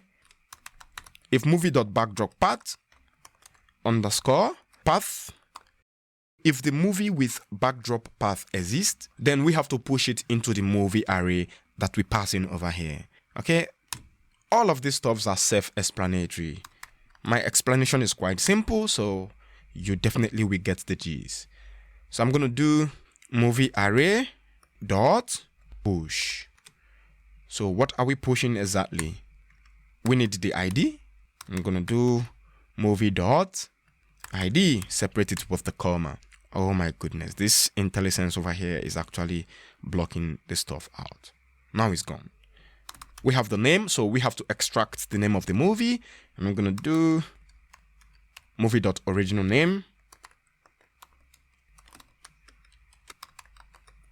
movie.original_name, and then I'm going to do, so if the movie name exists, then we have to get the movie name. And else we are going to get the movie dot original title. So we have to get the movie title if the movie name does not exist, because the title of the movie is the same thing as the name of the movie. So sometimes maybe the admin might use the title to save the movie, or it might use the name, something like that. And that is why maybe we are having this condition over here. So the next in line is to get the image. The image, I'm going to do movie dot backdrop path. And lastly, for the genres, we are going to do movies genre dot slice. So what we want to do now is to actually slice the genres. Let me explain what I mean by that. For example, you all know that a movie can have several genres. Yeah, so a movie can belong to, let's say, adventure, action, stuff like that. So if the movie has, let's assume 10 genres, we want to fetch only 3 genres. So if a movie belongs to 5 to 6 genres, we just need only 3 of the genres. So I'm going to do 0/3. That's simple as ABC. And then here we have to cross-check if we've done something good. Okay, fine. When we run the application, we will realize if there's any mistake over there. Now we are done setting up the first condition. The second condition is simple. In the TMDB database, I can assure you we have thousands of movies over there. But now we want to fetch only 80 movies. Yeah, so we do not want 90 movies or 100 and above. We need only 80 movies. So we also have to set the condition for that. Here I'm going to do const get movie data equal, set it to async function. And then within the function, we are going to take in API, comma, generous, comma, paging. And then we are going to set the paging to false. Don't worry, you will get the gist clearly enough. Let's type the code. Here I'm going to do const movie array equal, set it to an empty array like this. So this movie array over here that we passed as parameter right within the array of movie data. Now you are getting it. So we are going to loop through the movies to fetch only 80 movies. So I'm going to do for let I equal 1 semicolon to terminate, and then movie array dot length. So if movie array dot length is less than 80, and if I is less than 10 semicolon, and we are going to increment I plus plus. The async function is going to return a promise. Then we have to await it. So I'm going to do await axios dot get. So what are we going to get? Taking the backtick API, then $sign. Here we're going to do paging. Please do be careful over here so that you don't run into trouble. And then if the page do exist, we are going to show the page, and else we're going to show nothing. So I'm going to do and page. So if page equal come outside, else show nothing. Don't worry, I'm going to explain every line of code. Let's just type the code and array of movie. Then we are going to have the results, comma, movie array, comma, generous. So having done this, we are going to return movies array. So lastly, we have to fetch the movie. Now the condition has been set up. Let's fetch the movie quickly. We are going to export this function because we have to dispatch it as an action right within the Netflix page. So I'm going to do const fetch movies equal create async thunk right within this function. We are going to take in the Netflix, and right here we are going to hit the Netflix slash trending because we also want to fetch the movie by trends. So again, we're going to take in the async function, async and await. You already know. Here we are going to take in this type. Also, we want to fetch the movies by its type. It could be series, seasonal movie. You watch movie at your end, so you know types of movie that exist. Comma. And here we are going to take in the thunk API as the second parameter within this function. So this will give us access to the state. Set it to our function. I'm going to do here const Netflix slice. So we're going to get access to the Netflix slice, and from there we will obtain the generals. Set it to my thunk API dot get state. I told you that this will give us access to the state. So from the state, we will be able to grab the movies. It's as simple as that. Don't worry, I still have to go through the explanation so that you will get the gist well enough. Const data equal get movie data. Right within this function, taking the backtick, open and close curly bracket. Now we have to hit the TMDB base URL slash trending because we want to fetch the movie by trends. I told you earlier on. Slash trending, and as well, if it is trending, we have to get the type of the movie. If it is series, if it is seasonal movie, and also we want to get it by the week. Slash week. Okay, here we have to assign our API. API underscore key equal my API key. Place a comma right here, generous, and then set this to true. So if the general is loaded is true, then only do we want to fetch the movie. I don't know what is wrong over here. What exactly? Okay, let's see something. Okay, here we have to close it up with the parentheses. I think that's just the error.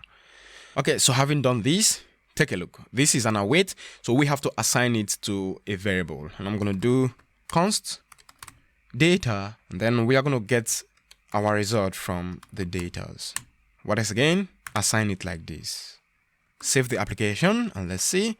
It says generous is not defined. Why? Okay, guys, take a look. This guy is supposed to be generous. When you save again, let's see what it says. Good. It is working perfectly fine, but we do not have anything yet on the console. Go back and let's go to Netflix page right within. Okay, let's format the code. Let's get proper indentation. And, right after this, we are going to have const generous loaded equal use selector. Make sure to import the use selector from React Redux. And here is it. The use selector is a function, and right within this function, we are going to take in the state, and I'm going to do state dot Netflix dot generous loaded. So we are going to have it in the use effect. We have to dispatch the action right within the use effect. I just duplicated this guy right here. Don't be afraid. Right within, what I'm going to do is to highlight and cut this off. Now, so the yardstick of fetching movies is when the generous is loaded. So we are going to condition it over here. If the generous is loaded, then we want to dispatch the fetch movie method like this, and make sure to import it at the top. Here is it, fetch movies from store. So right within the fetch movies method, we are going to destructure the type. And the type of movie, we want to fetch all types of movie. All right, so having done this, so we want this to fire up when the component renders. So what I'm going to do is to take off the dependency array because it does not depend on anything for now to get fire up. Save the application, and then we have to go back to the index.js.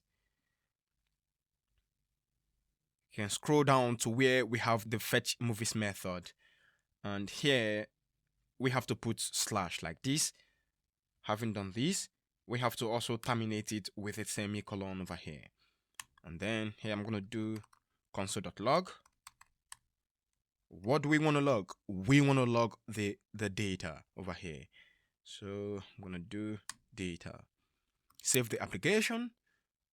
And let's see if there's anything wrong again. Okay, it's fine.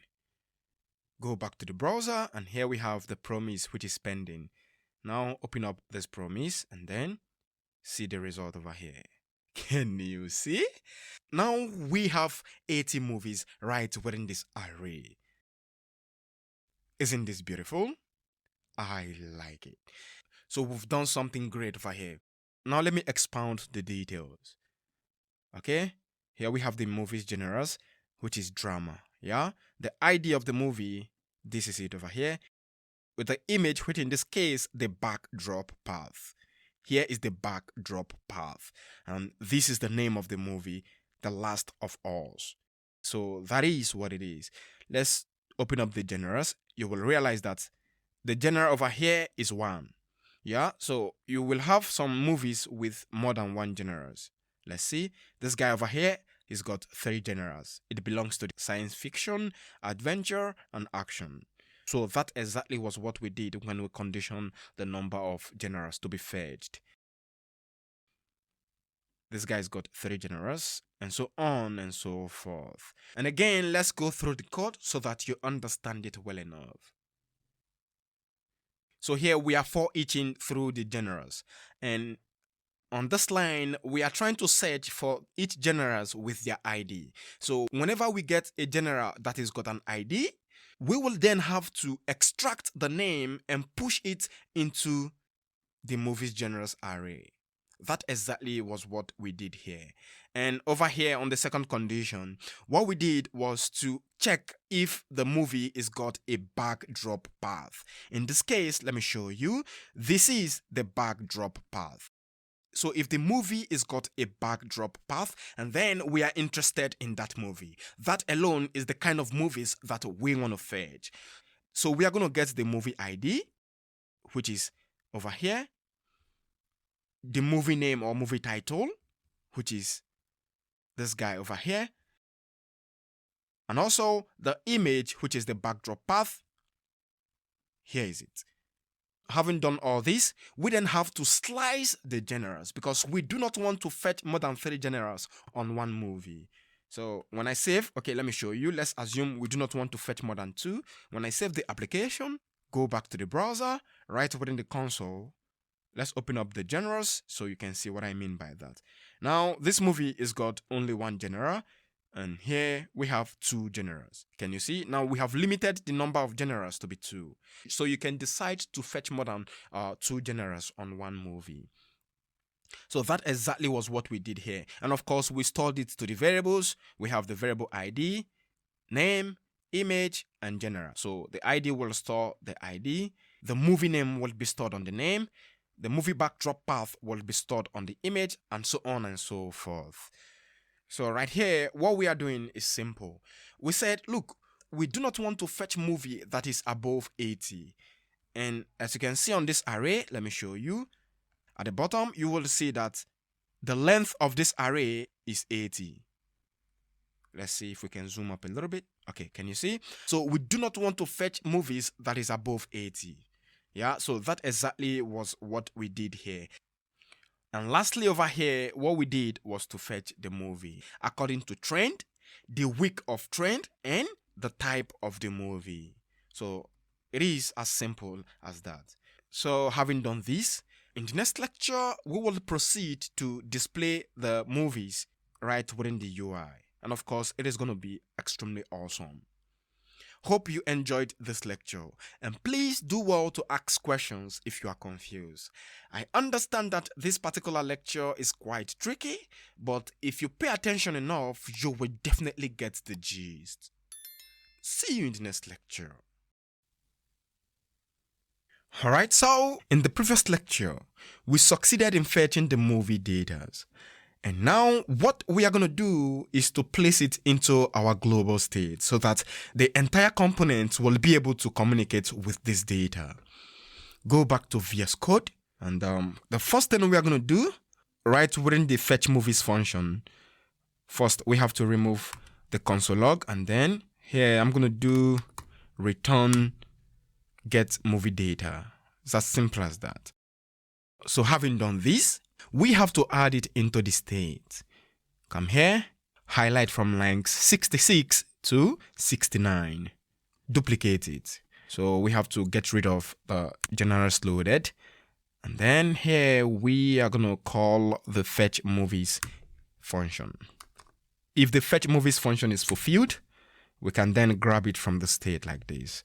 So we're going to do state dot. From the state, we are going to get the movies. Then equal action.payload. So having done this, we will be able to communicate with the movie data anywhere in the application because it has been added into the state. Go back to netflix.js, and then here I'm going to do const movies equal use selector. So the use selectors give us access to the state, and of course it is a function. Right within the function, we are going to take the state, and then here we're going to do state dot netflix dot movies. It's as simple as that. And now we are able to communicate with the data. Let me show you. Come here. Let's wipe off all of this console log. Here I'm going to do console.log.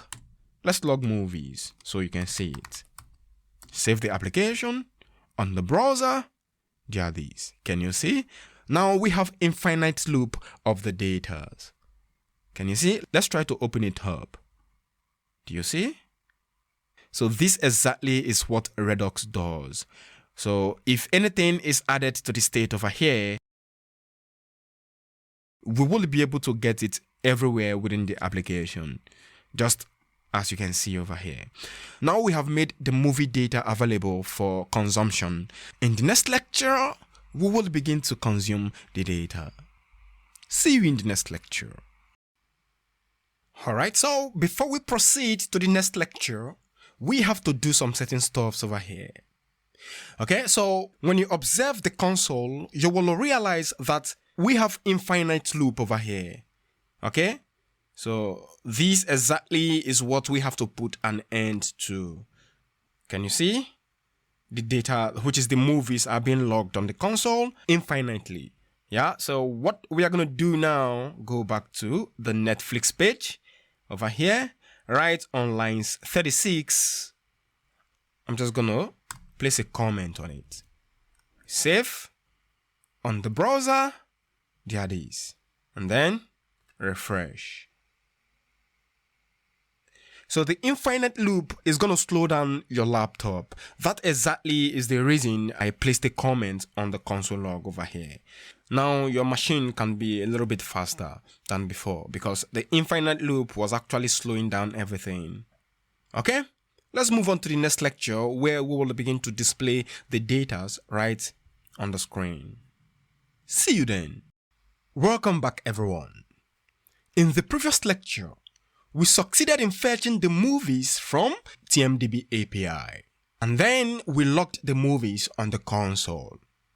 So in this lecture, we are going to display the movies on the screen so that the end users will be able to interact with the movies, either by clicking on the movies to watch or by adding the movies to the like page. So without further ado, let's get started. Quickly create a new component called slider container.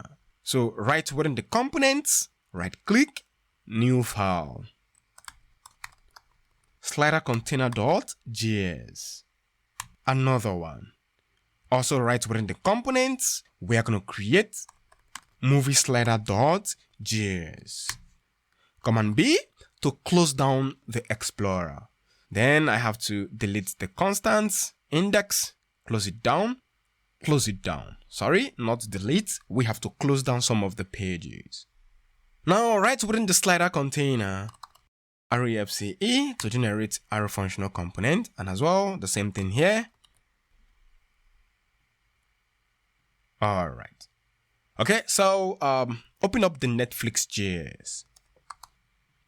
Right here, we are going to render the slider container. Scroll down.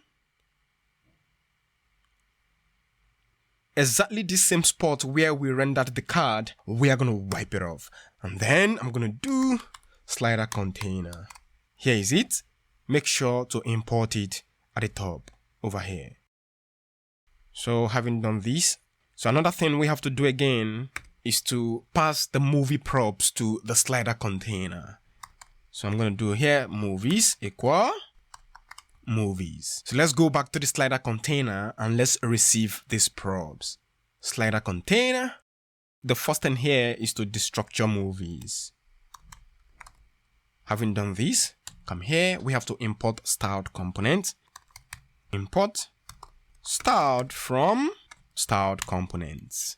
Below, we also have to import the movie slider from movie slider. So basically, what we are going to do is to select the movies that we want to display in a row. Okay, so in a row, we want to display 10 movies. So recall that we fetch over 80 movies. Yeah, so in each row, we want to display 10 movies.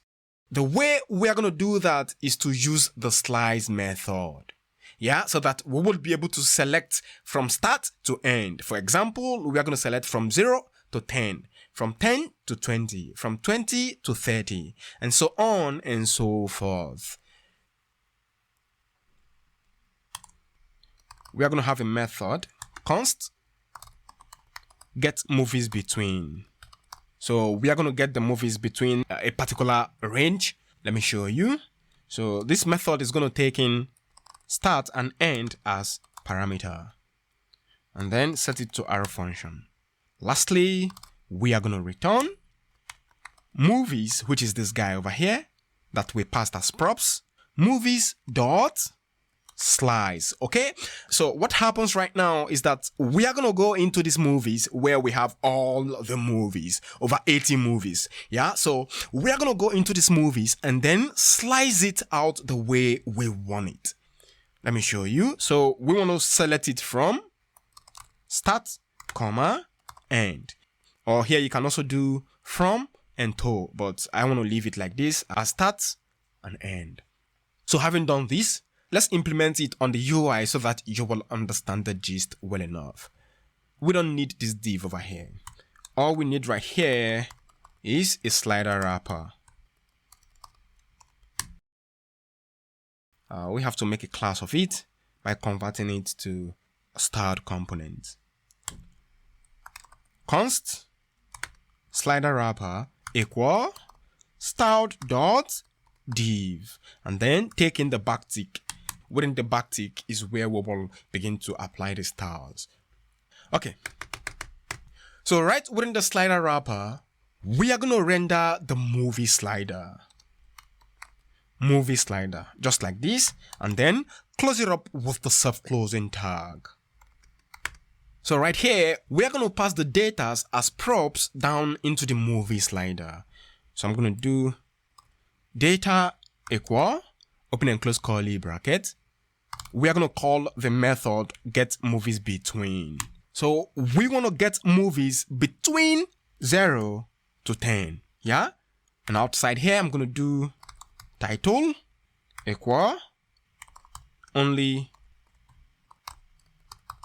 on Netflix. So what I'm going to do is to highlight this guy and then duplicate it 6 times. So now we are slicing the movies already. Now here we sliced down the movie, and out of 80 movies, we are getting from 0 to 10 right within the first row. And the second row, we are getting from 10 to 20. 20 to 30, from 30 to 40, 40 to 50 over here, 50 to 60, 60 to 70. I think that's all. Okay, yeah, we fetched up to 80 movies. So here I'm going to do 70 to 80. Everything cool. And next, we have to change the title. So this will appear at the top of each row to give that role a descriptive name. For example, here I'm going to do trending now, action movies, romantic movies, and so on and so forth. So you understand all of these stuff very well. You have to do it at your end. Okay, here I'm going to do new releases. New releases. Popular on Netflix. I think we have to arrange things in an orderly manner. I'm going to cut this guy right within the action. I'm going to paste, highlight the action, cut it off, and then paste it right here for the new releases. Okay, let's leave it like this. It's fine. Having done this, let's proceed to the movie sliders where we will map through the movies and have them displayed on the screen. Movie slider. So what we are going to do right now, first, we are going to destructure data and title. Let me show you. This title over here and this data. So we just destructure them. You know, we pass them down to the movie slider as props. So now we have to go back to the movie sliders and then receive those props over there. Movie slider, and then we destructured data and title. Right within this div, we are going to give this div a class name of slider. And right within the div, we are going to map through the movies. Now I'm going to do data, which is this guy over here that is coming from the slider container. And you know that this guy over here is assigned the getMoviesBetween method. And the getMoviesBetween method is returning the movies. Yeah? Okay. I know you understand all of these stuffs. Movie slider, and then I'm going to do data.map. We're going to take in movie, comma, index. So right here, I'm going to return. We're going to return the UI, but in this case, we have to render the card component because we want to map through the cards. So what I'm going to do is card like this. And please do make sure to import it at the top. Movie data equal, let's assign it a movie. The index equal index. Of course, we have to specify the key. It's going to be movie.id. Close it up with the self-closing tag. When you save and check out the browser, there are these. Can you see? Right now, you may not have it displayed dynamically simply because we are yet to do that. But right now, can you see? We have succeeded in mapping through the cards. Okay, let's display the corresponding details. Go back to VS Code and then open up the card.js. Right within the card.js, we have to destructure the movie data. Let me show you the movie data over here. It's coming from the movie slider. And then we assigned the movie to the movie data. I know you understand all of these stuffs. So go back to the card.js. Haven't destructured the movie data. We have to display them dynamically. So over here, we have to delete everything like this. So the source of this image is going to be coming from the TMDB. Specify the backtick. I'm going to do https://image.tmdb.org/t/p/w500. Then here we are going to have a $sign and then open and close curly bracket.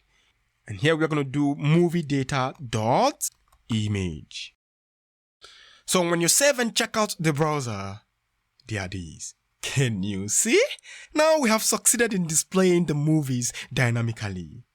I love this. This is interesting.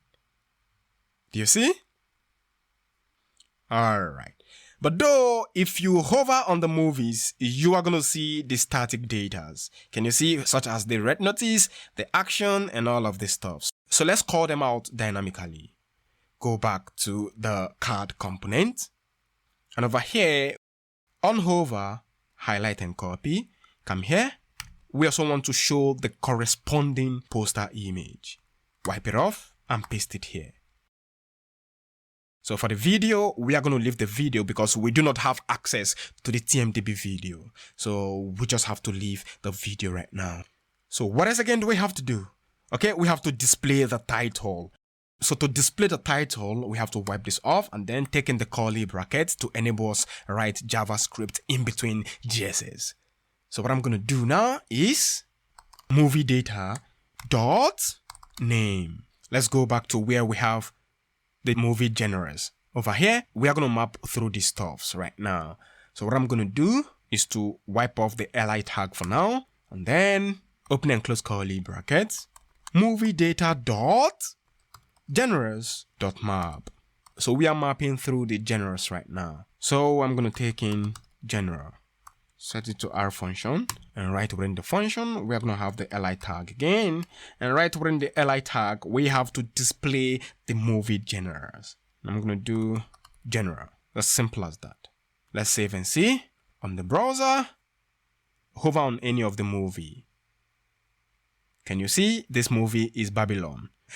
And when you hover on this is Avatar, the Way of Water. Alright. Can you see? The Last Wish. Some of the movies have only one title. And some of the movies as well is got more than one title. So, yeah. So when you hover on this movie, Black Panther, Wakanda Forever. So things are beginning to take shape. Hover on these. Avatar, the Way of Water, The Last Wish, and all of these stuffs. Everything is working perfectly fine as expected. And for sure, I am loving the result. So, in the next lecture, we're going to stylize the slider component and have everything aligned properly. This is all for now. See you in the next lecture. Stay focused and always take care. Welcome back, everyone. In the previous lecture, we displayed the movies on the screen. Can you see? So I understand that this component is not beautiful, but though it is not looking ugly either. So, in this lecture, we will go ahead to stylize this component and have it look extremely beautiful.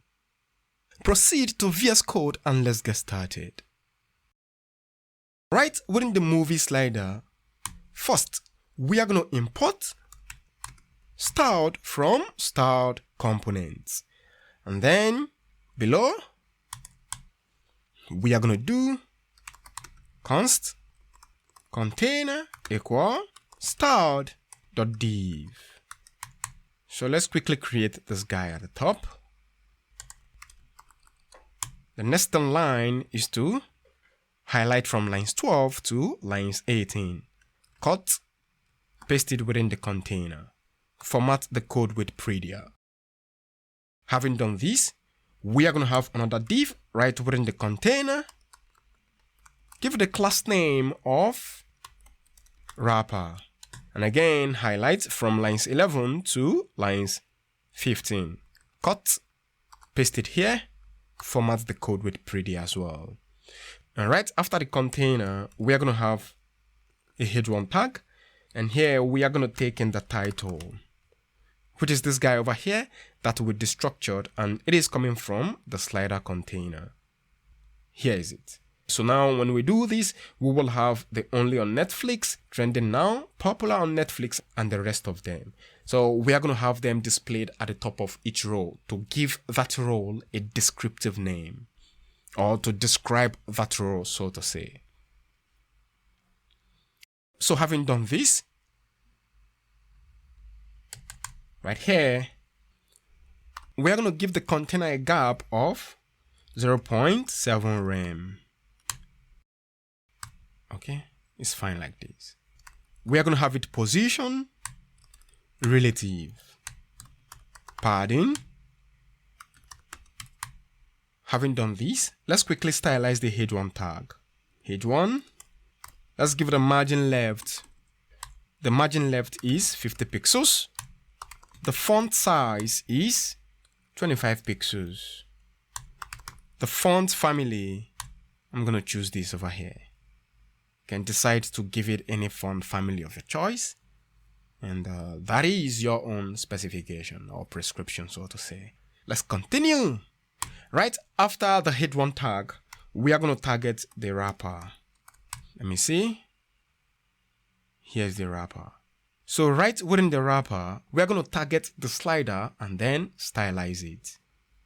Dot slider. So we are going to have it display flex, and this will align the whole of the items in each row. On the browser, there are these. Can you see? All right, so I think the padding is too much. So we have to scroll up, and here, let's make it padding 1 rem, save. All right, it's good. I think also it is too much, but okay, let's keep going. We will definitely fix things. So here we are going to give it, let me show you something. When you observe the screen, you will realize that the cards are no longer taking the appropriate width that we assigned to it. Yeah, so what we are going to do right now is width, it is going to be max content. When you save on the browser, here is it. Do you see now? Everything is cool. All right, so if you also observe the screen, you will see the red background on the card. This is what we do not want at all. I used it in the previous lecture for teaching purpose, okay? It is just for example's sake. Go back, open up the card.js. Right within the card, we just have to highlight the background color. Okay, wipe it off, save. On the browser, there it is. Good. All right. It is gradually taking shape. Go back. Now let's open up the movie slider. Let's give it a gap so that there will be space between each card. The gap is going to be 0.6 rem. Transform, translate X, 0 pixels. So when you do this, here is the result. Can you see? So we are going to transition. 1 second is in and out. Margin left. Let's make it 50 pixels. Okay, having done this, save. Let's see what we have now. Good. Can you see, guys? It is indeed looking nice.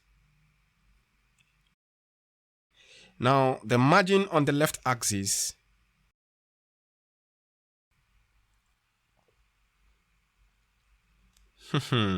I don't think there will be need for the margin left to be 50 pixels. So we can actually make it 5 pixels. Let's see. Alright. Good. So having done this, let me show you. Right at the top, we have the H1 tag that is used to display the title. But on the screen, you will not see it simply because the font is black. Can you see?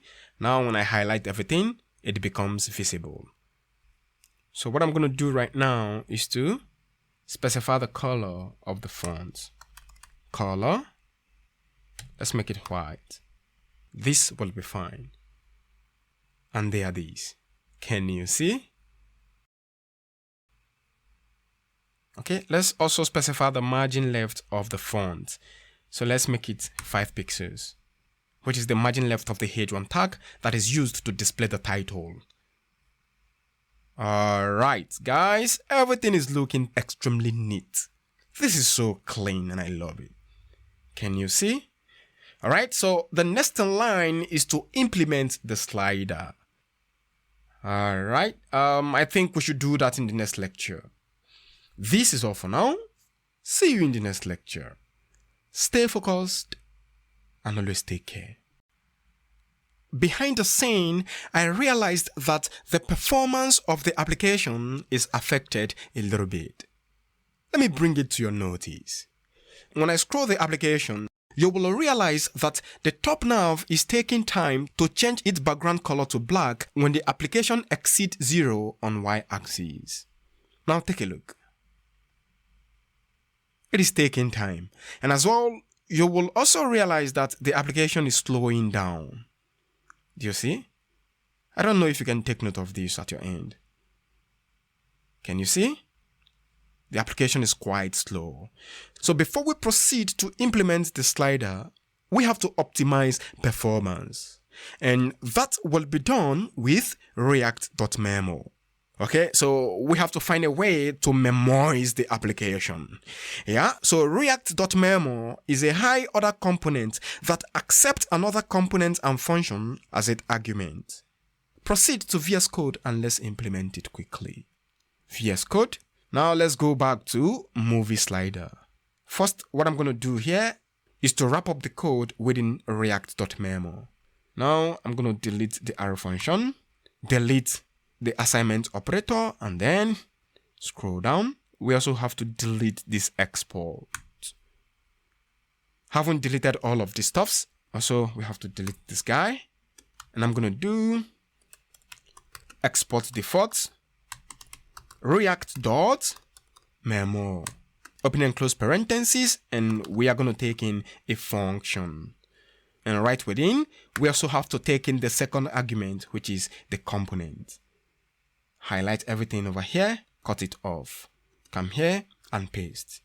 Okay, we have to bring it a little bit closer and closer. Having done this, highlight the closing parentheses of react.memo. Cut it off. So we have to close it down over here, right on lines 18. Can you see? The error is gone. So now this particular component is optimized. Let's as well optimize the card component. Of course, you know what to do. Wipe up the arrow function, the assignment operator. And here I'm going to do export default react.memo. Taking the parentheses, and then we are going to take in the function, highlight like this, cut it off, come within and paste. Also highlight the closing parentheses of react.memo, cut it off. We have to close it down here. Let me show you. Down here, like this. So having done this, the application is still complaining. Scroll down. We have to delete this export. Can you see? Save the application. And again, let's check it out on the browser. So let's scroll down. Can you see? Now everything is working perfectly fine. Take a look. Alright guys, so this is all for the optimization. In the next lecture, we will proceed with the card slider. See you in the next lecture. Welcome back everyone. In this lecture, we are going to implement the control icons for the slider so that the end users will be able to slide the movies to the left or to the right. So without further ado, let's get started. VS Code.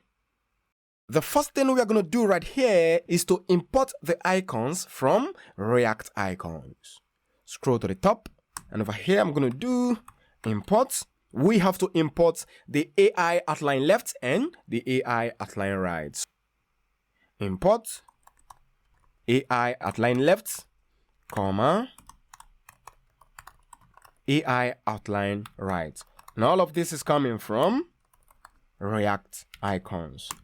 And so we have to suffix it with AI, just like this. Yeah? Beautiful. So having done that, the next in line is to render the icons right within the UI. So right after the div with the class name of wrapper, we are going to have another div. Let's give it a class name. So here we are going to open and close the curly brackets. And as well, we are going to have the backtick. So the class name is going to be slider dash.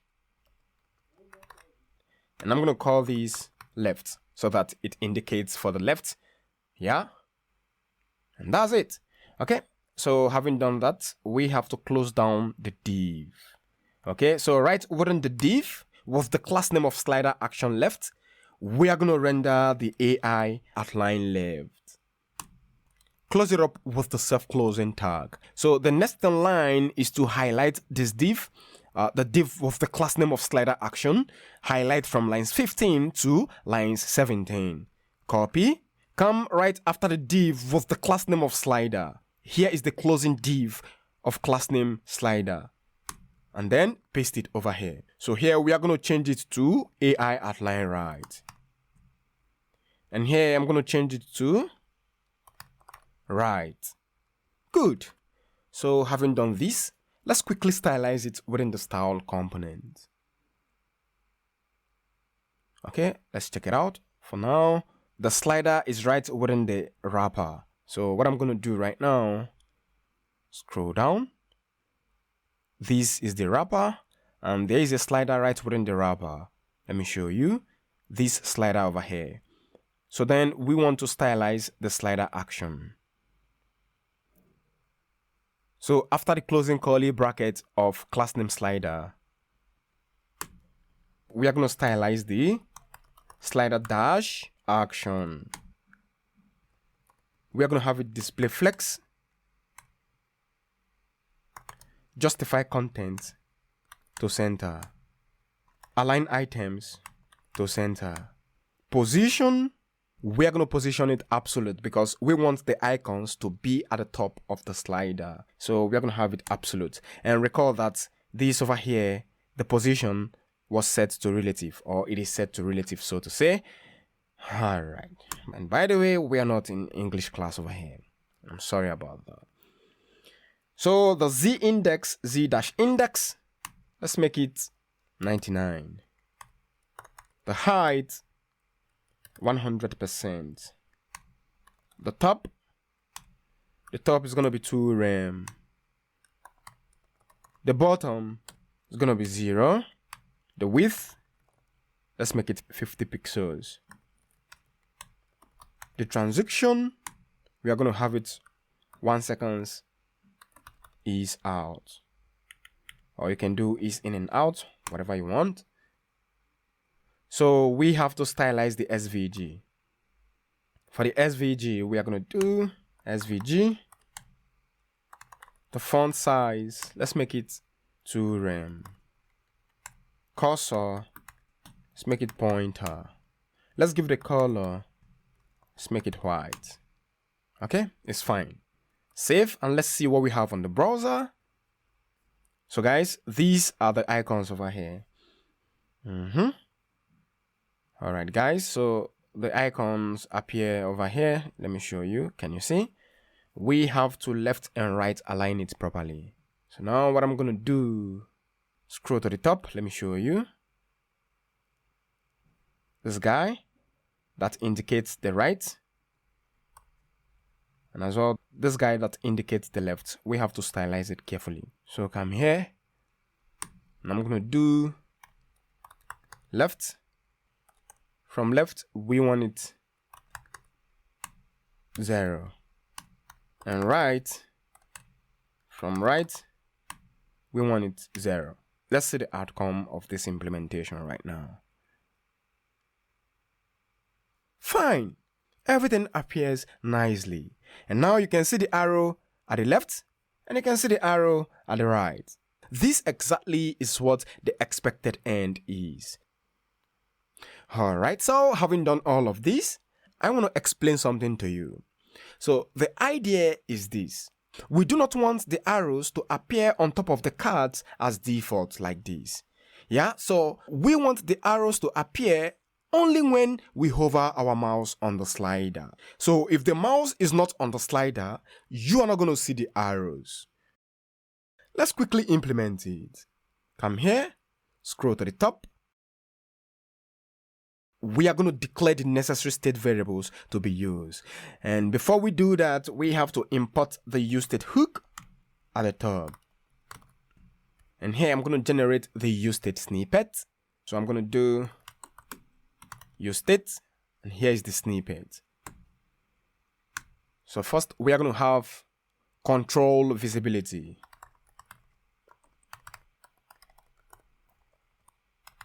And then we are going to set control visibility to false. So the initial state is going to be false. Right here, you have to make the C to be on curb. Set control visibility. And the initial state is going to be false. So now when the user hover the mouse on the card, we want the arrows to show up. So the way we do that is, let's come right within the container. We are going to have a constant over here. I'm going to do control visibility equal control visibility. And that's it. Right below, we have to implement the on mouse enter and the on mouse leave. So on mouse enter, we are going to call the setter function to update the initial state. Set control visibility, and we are going to set it to true. On mouse leave, we are going to set the control visibility to false. It's self-explanatory. So now, having done that, let's implement the condition. Now, right within the div with the class name of slider action left, we have to place a condition over here. And I'm going to do if not control visibility. Let's do it like this. None. And else, we are going to show an empty string. And as well, the same thing applicable over here. If not control visibility, which means if control visibility does not exist, we are going to do none. And else, we are going to do nothing. So the idea behind all of this stuff is to stylize this none over here. Okay. So when we go down here, dot none, and then we are going to have it display none. So this will hide the control icons, and when the user places their mouse on the card, it is going to be visible. When you save and check out the browser, there are these. Can you see? Let me show you. I take off the mouse from the card. Now when I hover the mouse on the card, you are going to see the icons. Can you see?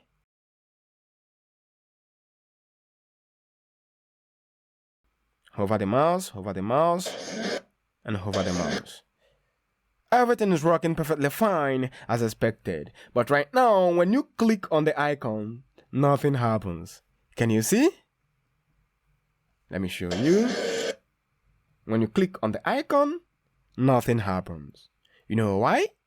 It is simply because we have not implemented the slider. So let's head on to the next lecture where we will implement the slider.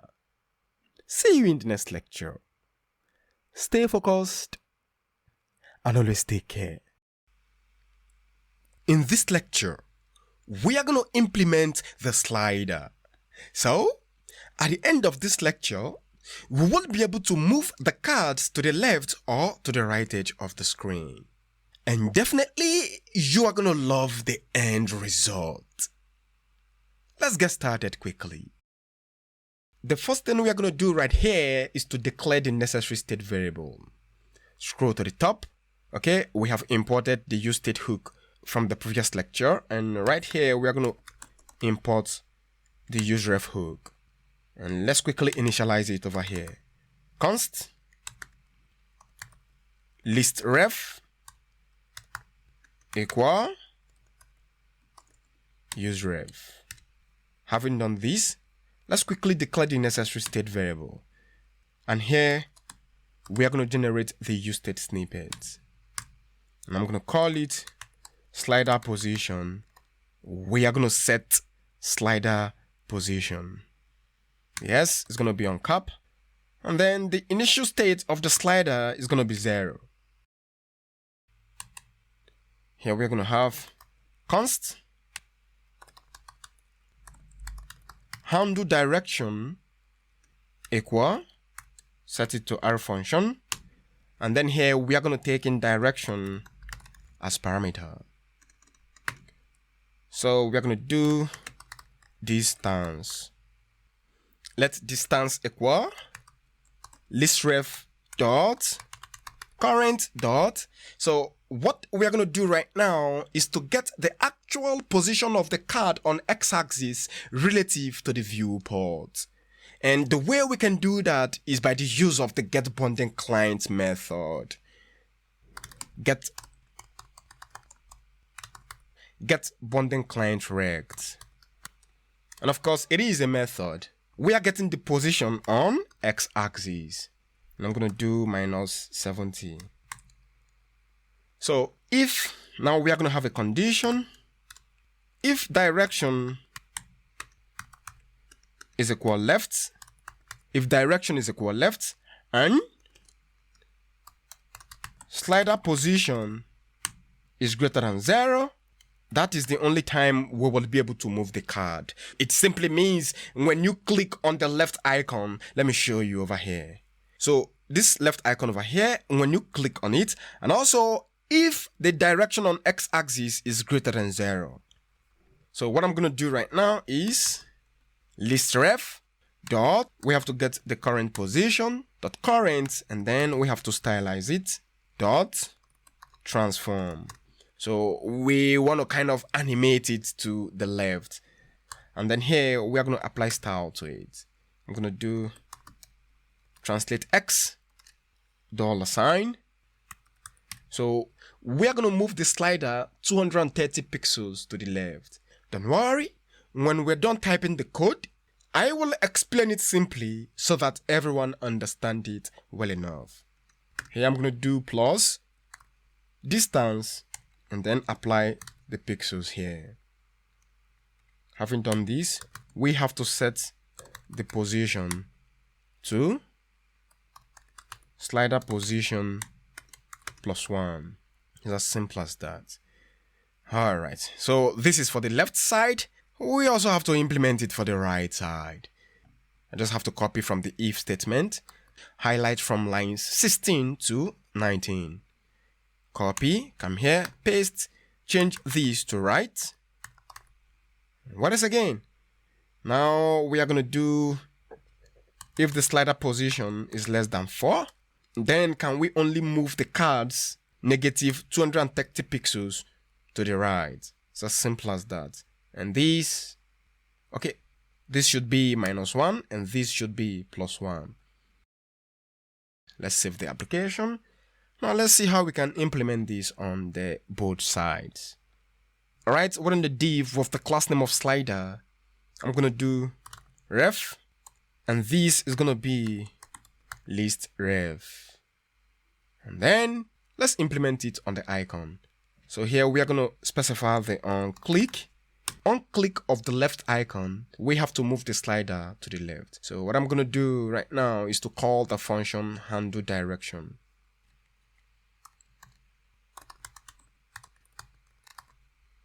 Right within, we're gonna pass in the left. I'm gonna copy the on click. Let's paste it here within the AI outline right. We have to change it to right. So with this, I believe everything is gonna work fine. Go to the browser, make sure to refresh. Let's move it to the right. Boom, boom, boom. Move it to the left. Boom, boom, boom. Can you see?